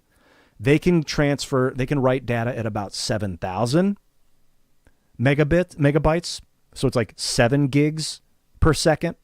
So Thunderbolt, technically, if you could somehow plug it right into an M2 drive, which I don't think that, maybe, you know, sometimes I wonder if it doesn't exist yet, but it does. I think hypothetically you could transfer at max speed with these. So anyway, this 5 gigabyte per second transference ability, this, you know, 40 gigabytes per second, you plug it into your computer, you're getting this device 40 gigabytes per second, and it's able to split all that transference data off into different ports. So like you can see a couple of USBs have 5 gigabytes per second each. A couple of them up top have 10 gigabytes per second each. So it's like splitting off all this 40 gigabytes of data at once. And you can be running so many different drives and devices out of this thing. You got your micro SD. That's another kind of hard drive. You got 2 of them, it looks like. So you can have a micro SD, which is, what's an SD? What does an SD stand for? What does SD drive mean? Also, it's not an SSD. SD, secure digital. It's a removable memory card. So SD is a secure digital card. There's the micro SD secure digital and then the regular secure digital card. You've got the power. This thing can power your computer if this is plugged into the wall or another power source. So you see it's got a power. This can plug into a wall and power your computer directly while it's plugged into this thing. This thing also has an Ethernet port in it. So I could plug this into the wall, wire my internet access, and then that'll also be going through the Thunderbolt device. One of the things I was going to mention that has really accelerated my learning. Yeah, M2 is such a huge advancement, Austin. M2, we got a fucking super chat from Brewmaster Monk. Homie, love that spirit. Let the machine read it. You guys should steal Tim's van and go on the road to find people making culture in their local communities.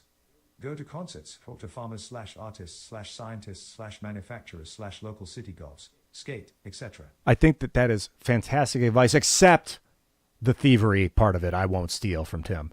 I would rather give Tim things than take, especially taking against. Anyway, I get what you're saying. Yeah, we should go on a road to find.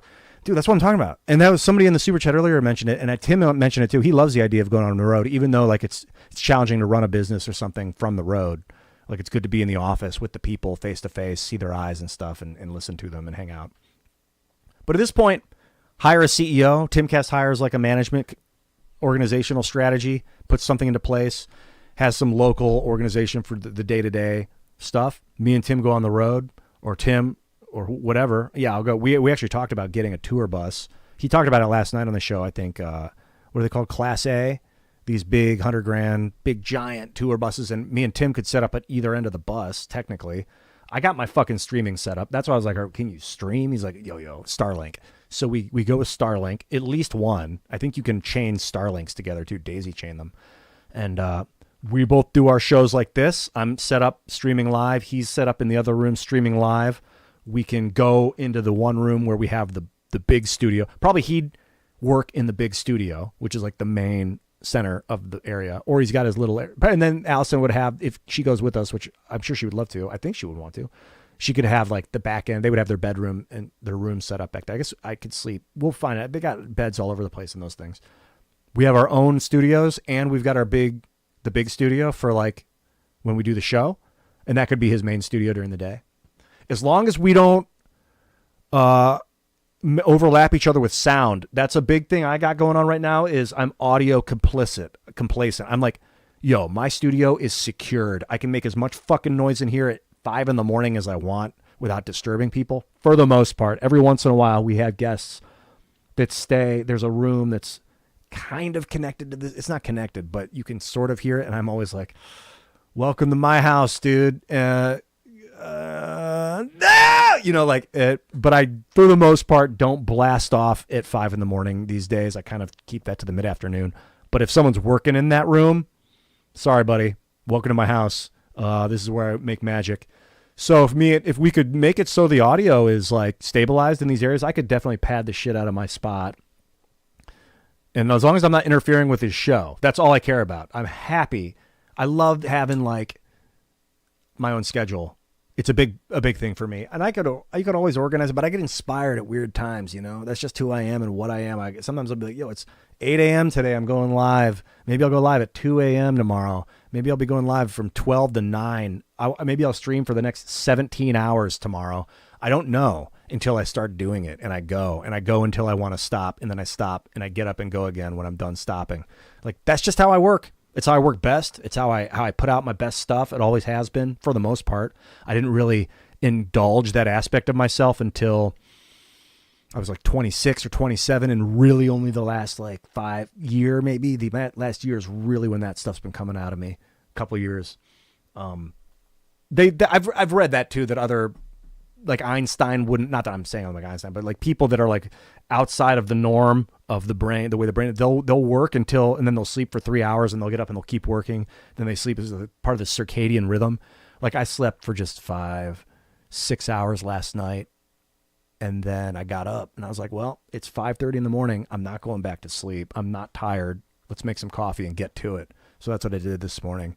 I slept for like 4 hours before the IRL show last night, but I was up for like 20 hours before that. I don't know. So that's all it is for me. All I really care about is not interfering with Tim's audio, because I know he likes it to be somewhat quiet. I can kind of work with dudes talking in the next room personally. It's like a talent I've trained myself to do, or like a skill, as from being an actor, from having so many people on set or at the theater with all these people. Like as we're doing our scene, you got like 15 people sitting around the classroom or the stage in the theater, sitting and watching because they're waiting to go on. They're other actors in the show, or they're set designers that are just watching. Sometimes you'll see them like talking like this, or like they'll be chatting. But for the most part, during scenes, we're like listening and watching. But you still have like people walking around. You can hear noise outside the room, especially from like school, like class and shit, doing theater and like practicing in one of the classrooms. You might hear people out in the hallway. It doesn't fucking matter. You just focus on what you're doing. I used to do YouTube videos where people would be walking back and forth behind me. Literally, if you watch my old Crossmack videos or Ian Crossland videos, you'll see like Dominic Bertolami, just like you'll hear him talking. Literally, you'll hear them on the video talking in the next room. I don't give a shit. I was so focused on what I was doing that stuff doesn't bother me. And for the most part, through these really good microphones, you're not going to hear it. You're not going to hear it, which is, I think, for Tim. I don't want to speak for Tim too much because I love the guy and I respect the guy. He'd speak for himself. I imagine he's most concerned with the audience not hearing other people talking. I think he can handle having outside noise, but I think he also likes to not be disturbed. But the thing is, disturbation is like in your mind, man. Do you like to disturbate? I'm just kidding. But yeah, disturbation is like, it's not out there. It's, are you letting yourself get distracted by all that external stimuli? Because that's up to you. And you can train yourself to just be calm in a fucking hailstorm. And that's kind of the same way with working. So I don't care about the noise on the road. I just want to make sure that my audio is not interfering with his setup. Dude, if we get that fucking situated, bro, we could go on the road any day of the week, man. I have my whole setup. That laptop can run this entire stream. As far as I know, it's better than this machine that I'm running now. And I'd be happy to give it a roll. I think that's the plan anyway. And then we can tap into the community of the world, you know? I don't know who's going to drive the bus. Maybe get a couple of people. I'm not driving that fucking thing. You got to get a Class A license anyway. Yeah, Louis Trampage, we're coming through, baby. That's what we're talking about. Stephanie, former Stony Grams. How former, Steph. IRL made you sad? Glad to see you. Oh, glad to see you, Stephanie. I love your name. I have a really good friend, Stephanie Marie, also with the name Stephanie. Excellent woman. She works with Luke Rutkowski on We Are Change. Check out Steph Marie everywhere. It's good to see your face. Good to see your voice and your text and your name. Yeah, last night was it was sad. When I woke up because I thought it was going to be Hannah Claire, Seamus, Raymond, Dave Landau, Tim, packed house. I was like, I'll come in. I told him on Slack, we were all chatting. I was like, I'll come in for sure because they were doing it at the castle. I live here. I'll stop in and not too former, at least you're honest. And so I was like, well, I guess that's that for this night. Raymond's a huge Dave Landau fan. I knew he was for sure doing the show. And I just passed out. It was like 6, and I was like, yeah, I'm just going to let my body sleep. Or it was like 2 in the afternoon. I'd been playing Horizon's Gate most of the morning. And I keep wanting to call it Horizon's Dawn. I don't keep wanting to, but there have been times where I want to call it Horizon's Dawn. Don't get it mistaken. Horizon's Gate is the tactics piracy game. It's awesome. Not really piracy, but just pirate ships. You ride around it and like fight pirates, or you can be, I don't think you can be a pirate. I just haven't done it. And 2:00 in the afternoon, I'm like still kind of wired from my morning. Actually, what I was doing yesterday was research. That was when I did the order, the big, huge order of all this thousands of dollars of equipment was yesterday. I was reading for like 6-8 hours about it and going through piece by piece, researching cameras. Then I went into audio. I researched audio. Then Serge and Andrew came by to set up the studio for the IRL show yesterday. I was like, oh, Serge is here. So I asked him a bunch of questions about audio. He's super, super quick. He's like, get XLR, baby, because I was going to get some USB microphones. Instead, I decided to get a couple of Shure. I think they're like SMX8X, SM6X or something. I'll show you when they arrive. They'll be here either today or tomorrow. So I was researching, cutting through like one by one. First, I was doing power wattage research. Then I was doing camera research. I was doing Thunderbolt research, just data transfer speed research, port researches, and things like that. Then I was doing some audio research. So it took me like 8 hours that I was working on and reading and discovering. And then I was like, if I'm going to do IRL, which there is a possibility, I got to go to bed because it's like coming up on 2 p.m. And if I stay up, there's no fucking way I'm going to be able to do that show in any kind of good mood. So, and I think they got it covered. So I went and laid in bed. And then I just had to start reading about Alessandro Volta, man. I just had to start reading about voltage and wattage. And first I wanted to read about wattage because I'm like fascinated by voltage divided by resistance to get current. And I'm like, okay, right, I want to learn about this. And then they were like, developed by Alessandro Volta. I'm like, holy fuck.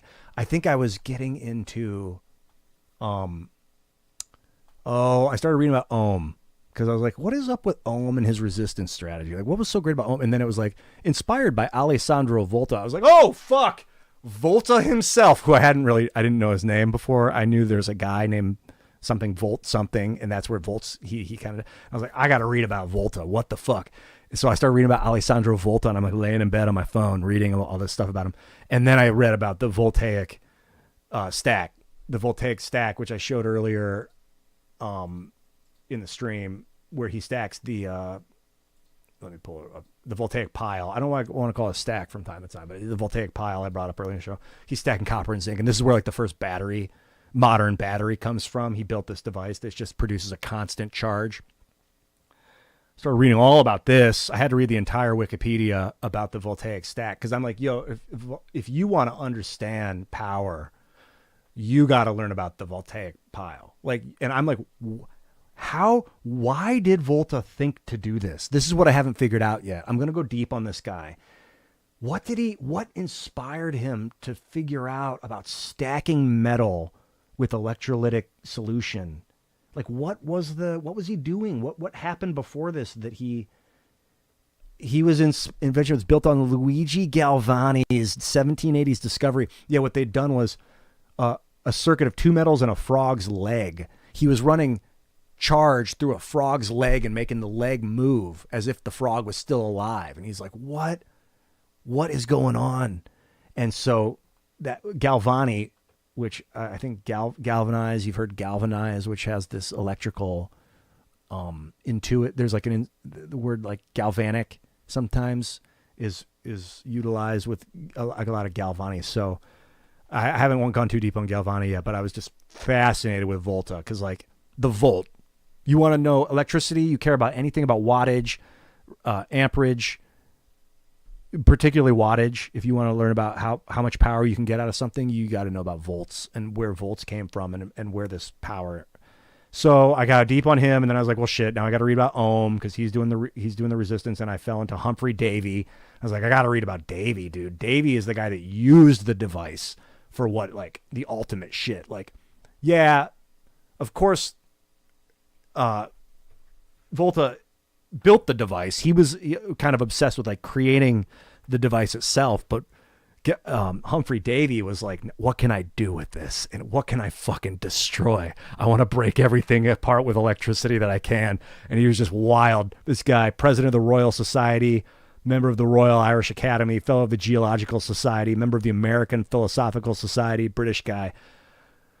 Berzelius called Davy's 1860 Bakerian lecture on, quote, some chemical agencies of electricity, one of the most best memoirs which has ever enriched the theory of chemistry. This guy invented electrochemistry, essentially the branch of scientists. And I'm like, if these guys can do that in 7 years, in 6 years, they build the voltaic stack, the voltaic pile, Volta does. Some other scientist with this open source research that they're doing starts to use the device to experiment on things, discovers sodium and potassium and magnesium and calcium. He discovers that they exist. People didn't even know this stuff existed until they broke shit apart with electricity. That was in the late 1700s. The amount of speed that we can communicate now and transmit open source data in scientific discovery, you see it. You see it in like chemical chambers, in like the rapid expansion of the Thunderbolt technology and like device data transfer speeds. Like, yo, bro, what can we do in the next 7 years? We're in a renaissance right now of technology that like what these guys were in globally. And they were transmitting data with paper, mailing it across the world, and it was taking a year or 6 months to get to us. Then they have to read it and hope they didn't get the paper didn't light on their fucking candle. Well, probably some of these guys were like, how do I light my room with power? One of the guys was working on like power arcs and like having a zzz, like a plasma torch like this. And check this out. I got these. I don't know if you've ever seen one of these plasma torches. I can light fires with this shit. So I use, oh my God, it's amazing. So I got this. This is part of what I bought.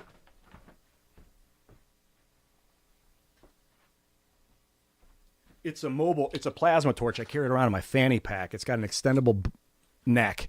I wrap it with hemp cord. Thank you to Adam Krigler for turning me on to this. Also Andreas Nicholas also. So I take hemp cord and I wrap it. Here's my hemp cord thing that I buy. It's like, and I'll wrap it. It's like hemp cord saturated in beeswax, I think. I take it off. I wrap it super tight. I'll pull it off and like, here's a piece of it. Let me see where it is. I still got that Graphine song in my head. And my paper's wet 'cause it's made of trees. So it's still tight on here and I don't want to unravel it at the moment, but I can show you what I'll do. I unravel a piece. I have the plasma torch and I'll light the fucking wick like this. If I need fire, you hear that high pitched thing? And then there it is. Now I've got my lighter. If people need fire, I've got it on me at all times and it's USB chargeable. So I can charge it with a solar panel that I carry. Technically, I don't have a solar panel in my fanny pack, but I probably should. A little solar panel just in case. But what I do carry is a battery backup charger. So this thing, dude, big, if it's like $13, you've got almost unlimited fire potential at your fingertips. I tried to light stuff with just these themselves, like with this old one. I was like, I'd go outside when I was lighting a fire and I'd get twigs together and I'd try and like burn the leaves with this, but it fried out. Getting too much moisture on here or carbon ended up destroying it, unfortunately. So this one's out of commission. Unless I can get it cleaned or fixed or something, I had to repopulate. I got a new one. This one I'm wrapped with the hemp wick. No more touching the elements to things. I'm avoiding that as best as possible. It's just going to touch the hemp wick and then I'll use the flame from the hemp to light the fires that I need. This thing, absolutely $13 piece of technology, plasma lighter. Get one. If you like emergency equipment, I mean, good Lord, what a valuable tool this thing is. And anytime I'm out, people are like, "Oh, do you have a lighter?" Fuck yes, I've got a lighter, dude. And this is what I got. I couldn't resist. I started doing, speaking of ohms and resistance, I had no ohms to resist this one. I had to get it. It's a battery. It's a 10,000 milliamp hour. Is it milliwatt? It's milliamp hour. Let me double check this. Milliwatt hour. Kilowatt hour. Is it milliwatt hour? Yeah, it's kilowatts. Kilowatt hour. No, it's milliamps. Sorry, I'm looking this up. I got to memorize all this shit, man. Not just memorize the words, but memorize what it all means so that it's memorized. Not like I'm not trying to remember the terms so that I can repeat them. I'm memorizing the processes of what's actually happening, because what's happening is it's storing an amount of electricity that can be used for this many watts over a course of this many. In 1 hour, you can send out this many watts of power. That's milliwatt hours. So I think it's that they measure the storage of a battery in is it milliamp hours? Ooh, I don't know enough to, it is milliamp hours. Milliamp hours. So how many milliamps can it put out in 1 hour? How many cycles can this thing fire out? How many cycles of volts can this thing fire out in 1 hour by the time it's empty? And that's 10,000. So basically it can store 10,000 milliamp hours and it pumps out 22 watts. So I can charge this phone at basically half speed with this. Dude, it is so light. I went from this.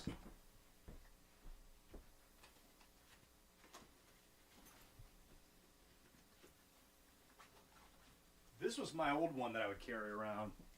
It's about battery backup. This thing's big. It's got 2 big batteries in here. It can hold, I think it can hold 40,000 milliamp hours. It doesn't have USB 2, like wattage wise, it puts out like 10 watts. So this thing's going to charge twice as fast, a little bit more than double speed. It's like half the weight.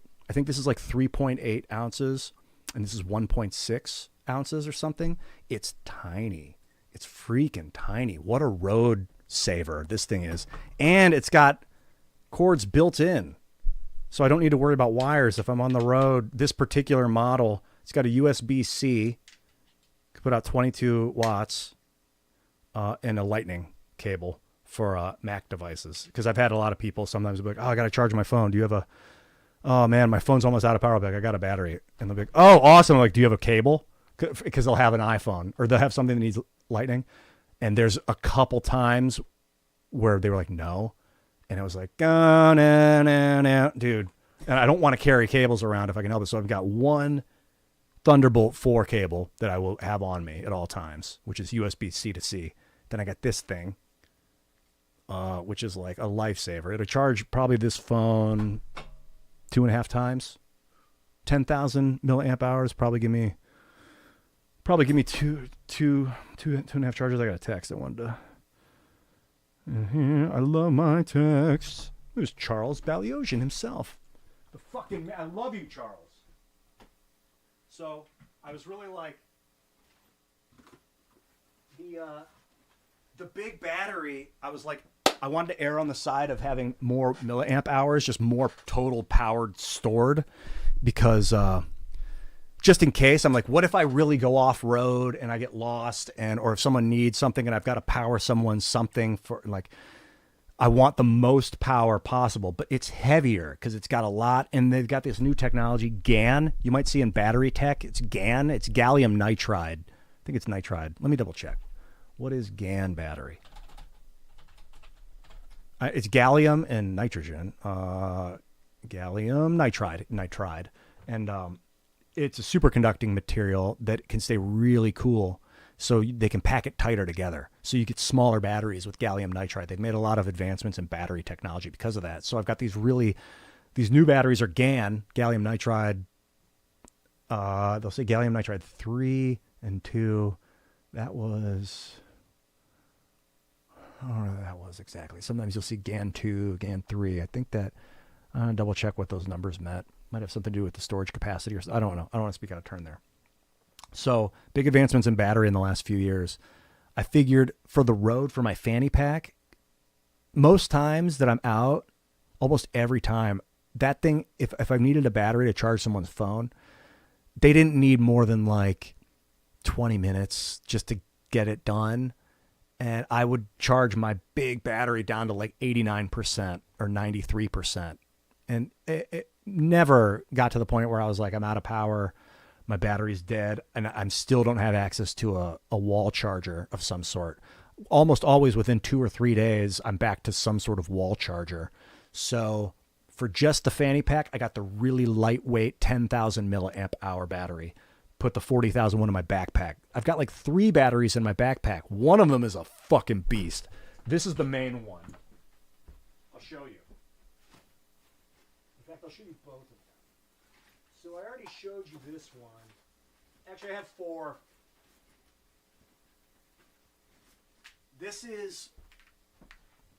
These are my 4 batteries that I carry in my backpack. In addition to my laptop, which technically is a battery, it can charge devices too. So I've got this one I showed you. Can you see these? This is that one. It's like 40,000 milliamp hours. It's pretty much just a stock of electricity that charges and discharges very slowly, relatively slowly, like 10 watts, something like that. It is just a holding mechanism for electricity. This one, I think it's a solar battery. So this is the one that I carry that's solar in case the shit ever really hits the fan, which I don't think it's going to, but you never really think it's going to. Just in case I find myself out and about, I got my backpack in, and I've got this thing. It comes with this, which unwraps into a solar array and then snaps on here. These are all on Amazon, by the way. And then it snaps on, and you can charge this thing back up. Probably not very quickly, but it's like, it's a solar battery charger. I think it's good to have at least one solar battery charger. I mean, I showed you the Jackery. I've got those giant ones for the big thing that I would use like local, or if I was in my car, I would keep that. But this thing is like backpack. I'm on the road. I flew out to LA for a job. Always got this thing on me in some capacity for the most part. I'm going to put it back now. Put it away. Put the device back in place. When I scream. Folds up pretty nicely. There it is when it's compact. Then I got this little guy. This is like a 10,000 milliamp hour, similar to that tiny thin one that I got just recently. I think it's got graphene technology in it. Tim gave it to me a long time ago. He was like, I got these graphene batteries, and he gave me it. I've never really, from what I remember, it charges kind of slow and doesn't have a lot of, not that it charges slow, it didn't have a lot of energy in it. It was like, it ran out of power kind of quick relative to the other ones. I haven't used it too much, but it's really light. Compared to this, it's probably half the weight, but also you're going to get about half the power. Nothing too groundbreaking, but it's a small, lightweight battery. So it goes in my backpack.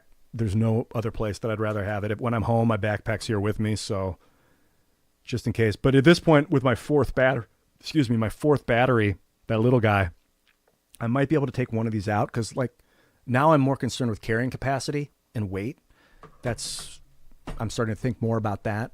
Before I was just like, put it all in, stuff it in if you can. Now I'm like, no, I got to be a little more realistic, because there's never been a day that I've even come remotely close to discharging all this power. This obviously I showed you earlier. That's the big boy. Then there's this one, dude. This is the bread and butter of my machinery tech.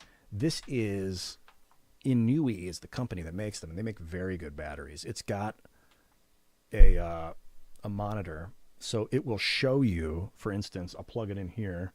Firstly, it gives 100 watts. It can charge out at 100 watts, so I can charge my laptop with it.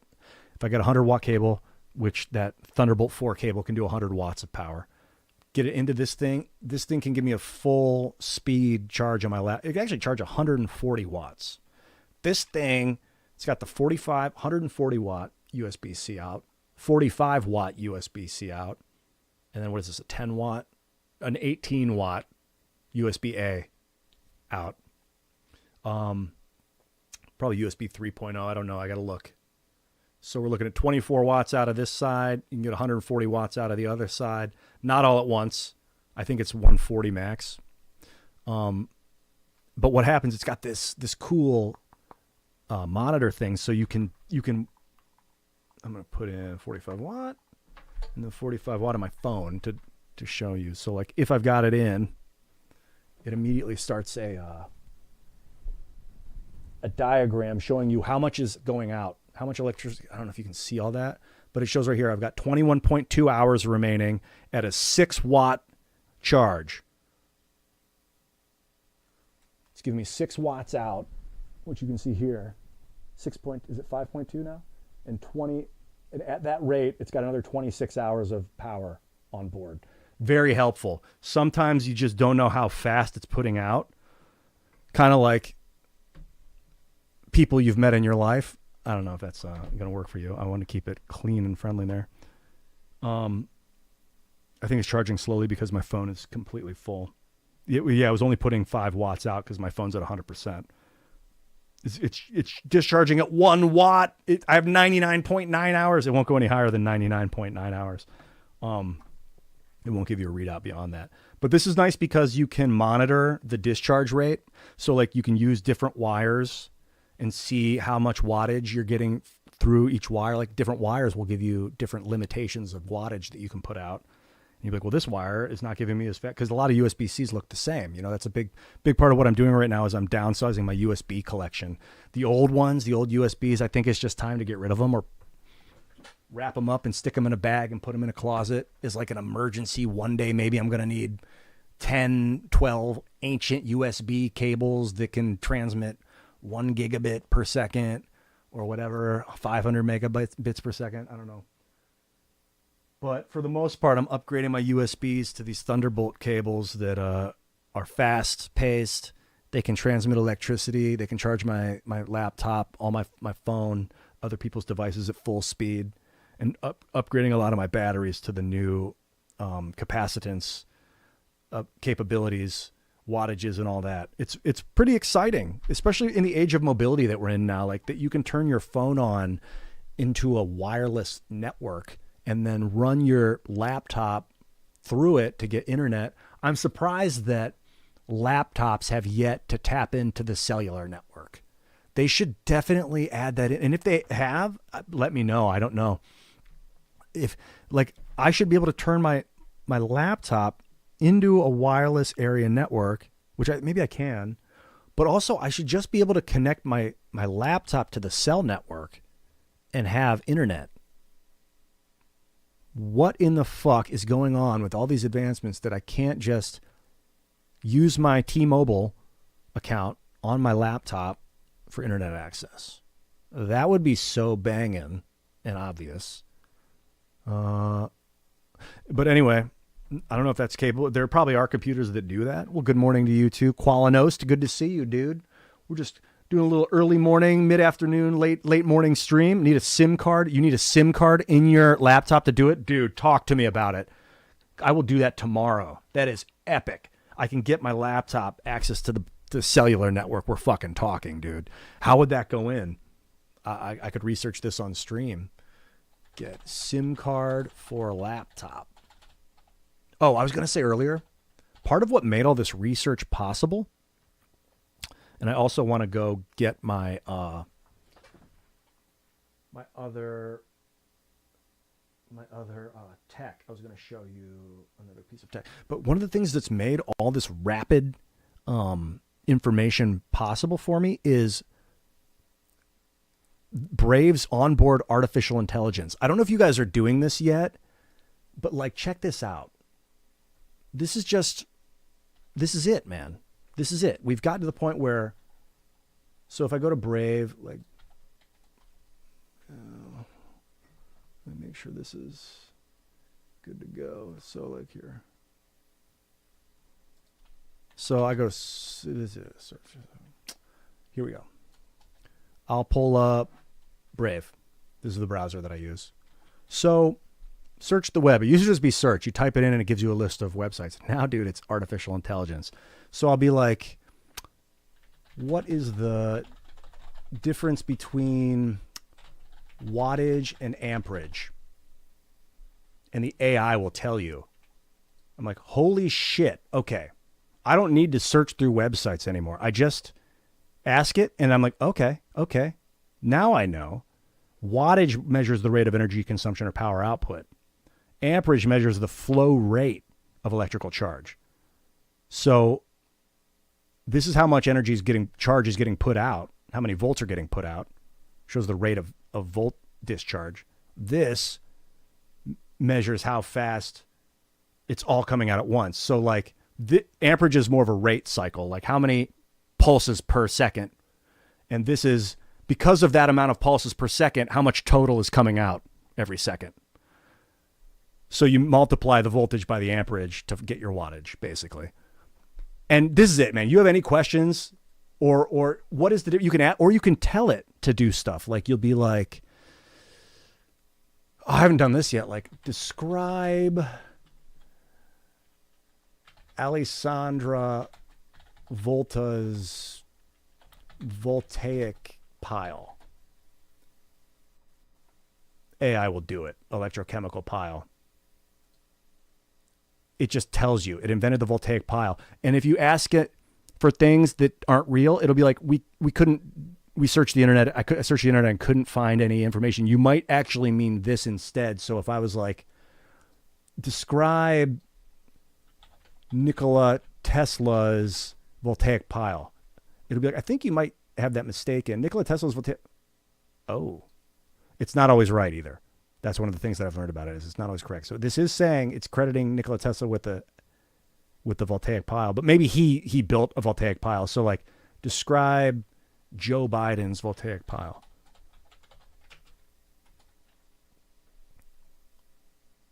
Nope, no AI came up. It's too ridiculous. Sometimes if you get it slightly wrong, it'll be like, I think you meant like, does my, this is one of the questions I asked, does my Zephyrus Asus G900 have Thunderbolt 4? But my Zephyrus Asus is a G16, not a G900. Didn't have an answer for it. So it doesn't always have an answer yet.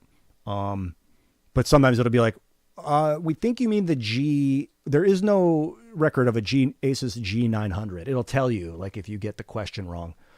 So useful, dude. I learned so much so quick from this thing. There was one time that it told me that Thunderbolt 4 was getting more of a wattage than, or more of a data transfer speed than it actually was. There was one thing that I had to be like, that defies all the other research, because I'll do more than just one question.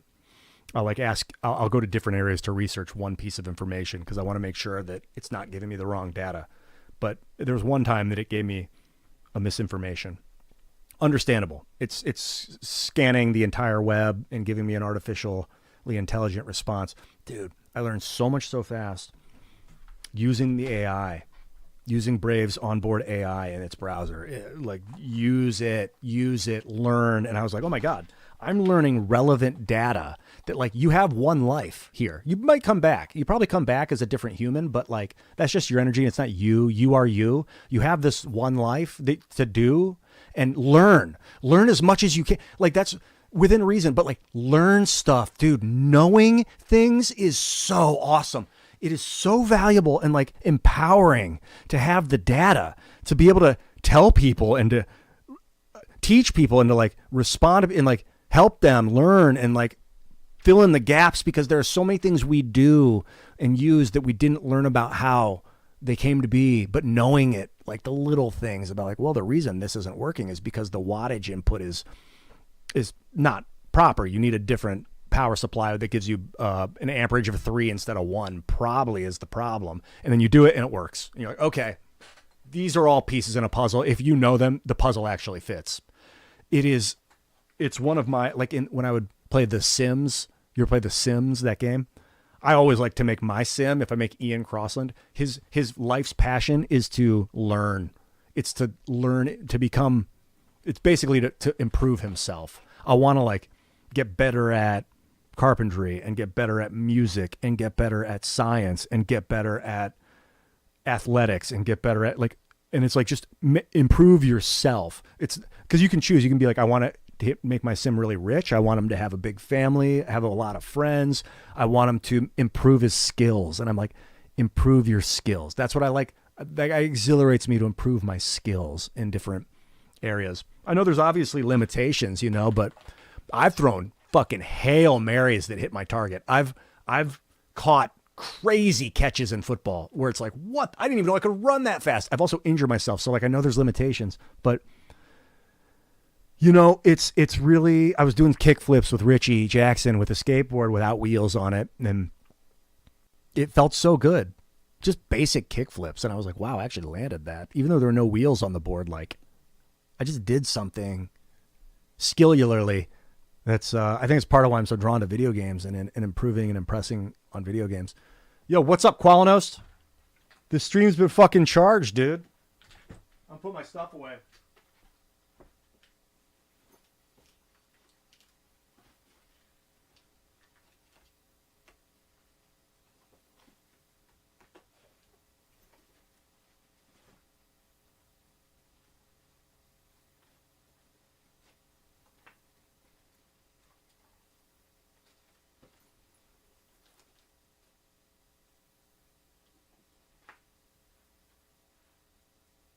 Trying to think if there's anything else I want to show you. basics. I think that's pretty clear with technology talk. Got a lot to do today. I got to get over to Freedomistan and take a look at those computers. Make sure that we have a full system ready to go to play IRL at night, and a backup system that. That's another thing about learning stuff. I can actually help my friends. I can whip up some simple solutions for their complicated technological problems. At least they seem complicated if you don't know. And that's something about Mito, my buddy Mito, who works with AMPM, who's doing editing for my streams, my game streams. Awesome guys, man. And Mito's the scientist. He's the engineer. And we spent like 8 hours on a Saturday taking my computer. He's remote. And he was like in Canada, and he was like helping me through Discord. We'd get on video chat. I'd have my fucking headpiece on down there, unscrewing. I was talking about this on stream, and he would explain, like, I'd be like, "What is that? What? Oh, so it's an SSD. It's a solid or SSD solid state drive." And I'm like, "Why is when I put it in, this doesn't happen?" He's like, "We're gonna have to write some code." I'm like, "Okay, cool." So we go into the command prompt, and he's like, "Give me /P, like /list device," and like. I'm learning code while he's teaching me, and like if something wasn't working, like a setting was off, he'd be like, go to, and I was learning about Windows and all the Windows like different, because there's so many cool settings. Got a cool program called this here. What is this? Haven't ran it in a while. Specky is the name of it. Specky, SPECCY. If you ever want to get like the specs of your computer. Oh, here it is. Let me see if I can pull this up. So like, this is the machine that I'm running. This is Specky, simple, lightweight program. I've got it pinned to my board right now, and you're able to monitor all your data, all your systems basically in real time. It's very helpful. Mito turned me onto this, and so I'll go get Specky on the machine at the studio, run a diagnostic. Check out what all the drives are, because I was asking Tim the other day, like, what hard drives do you have in there? And he's like, I don't know. So I want to get a glimpse of all this stuff, get all the information saturated in my brain. This is running kind of hot, 54 degrees Celsius. But I think as long as it's under 60, according to Mito, who's a brilliant engineer, man. If you have brilliant friends, cherish them and pick their brains. Not only do they feel good, people feel good when you ask them and they can help. Like, people like to help. People like to teach. They like to give you, like, help you with what they know. So like, you can learn so much from like really talented friends, like people that are really good at something. Ask them about it, get to know their passions, and like learn and absorb that that passion itself, and then the information that follows, and it becomes fun and rewarding and like empowering. Like, my confidence level is off the fucking charts right now compared to where it was 2 weeks ago, and that's just from learning all this data. I feel like a fucking Nikola Tesla, dude. Like I was saying earlier, we're in a renaissance where the information is spreading so fast. We're going to have some breakthrough technology with graphene where we're going to start recovering all the plastic trash on Earth and turning it into carbon, and then we're going to make buildings with it. Like, that's about to happen. We're about to, Boyan Slat is recovering all this plastic with the Ocean Cleanup Project. At Rice University, they are using the flash joule heating process to convert carbon trash into graphene powder with a hydrogen-based byproduct. We're about to transform the globe like they did in the late 1700s when they invented or developed electrochemistry. We're about to create a new branch of science that's like stimulative. I don't know what it is going to be exactly. It's going to be wireless, most likely. It's going to be maybe tapping the vacuum itself for electricity, like what Nassim Harriman's working on.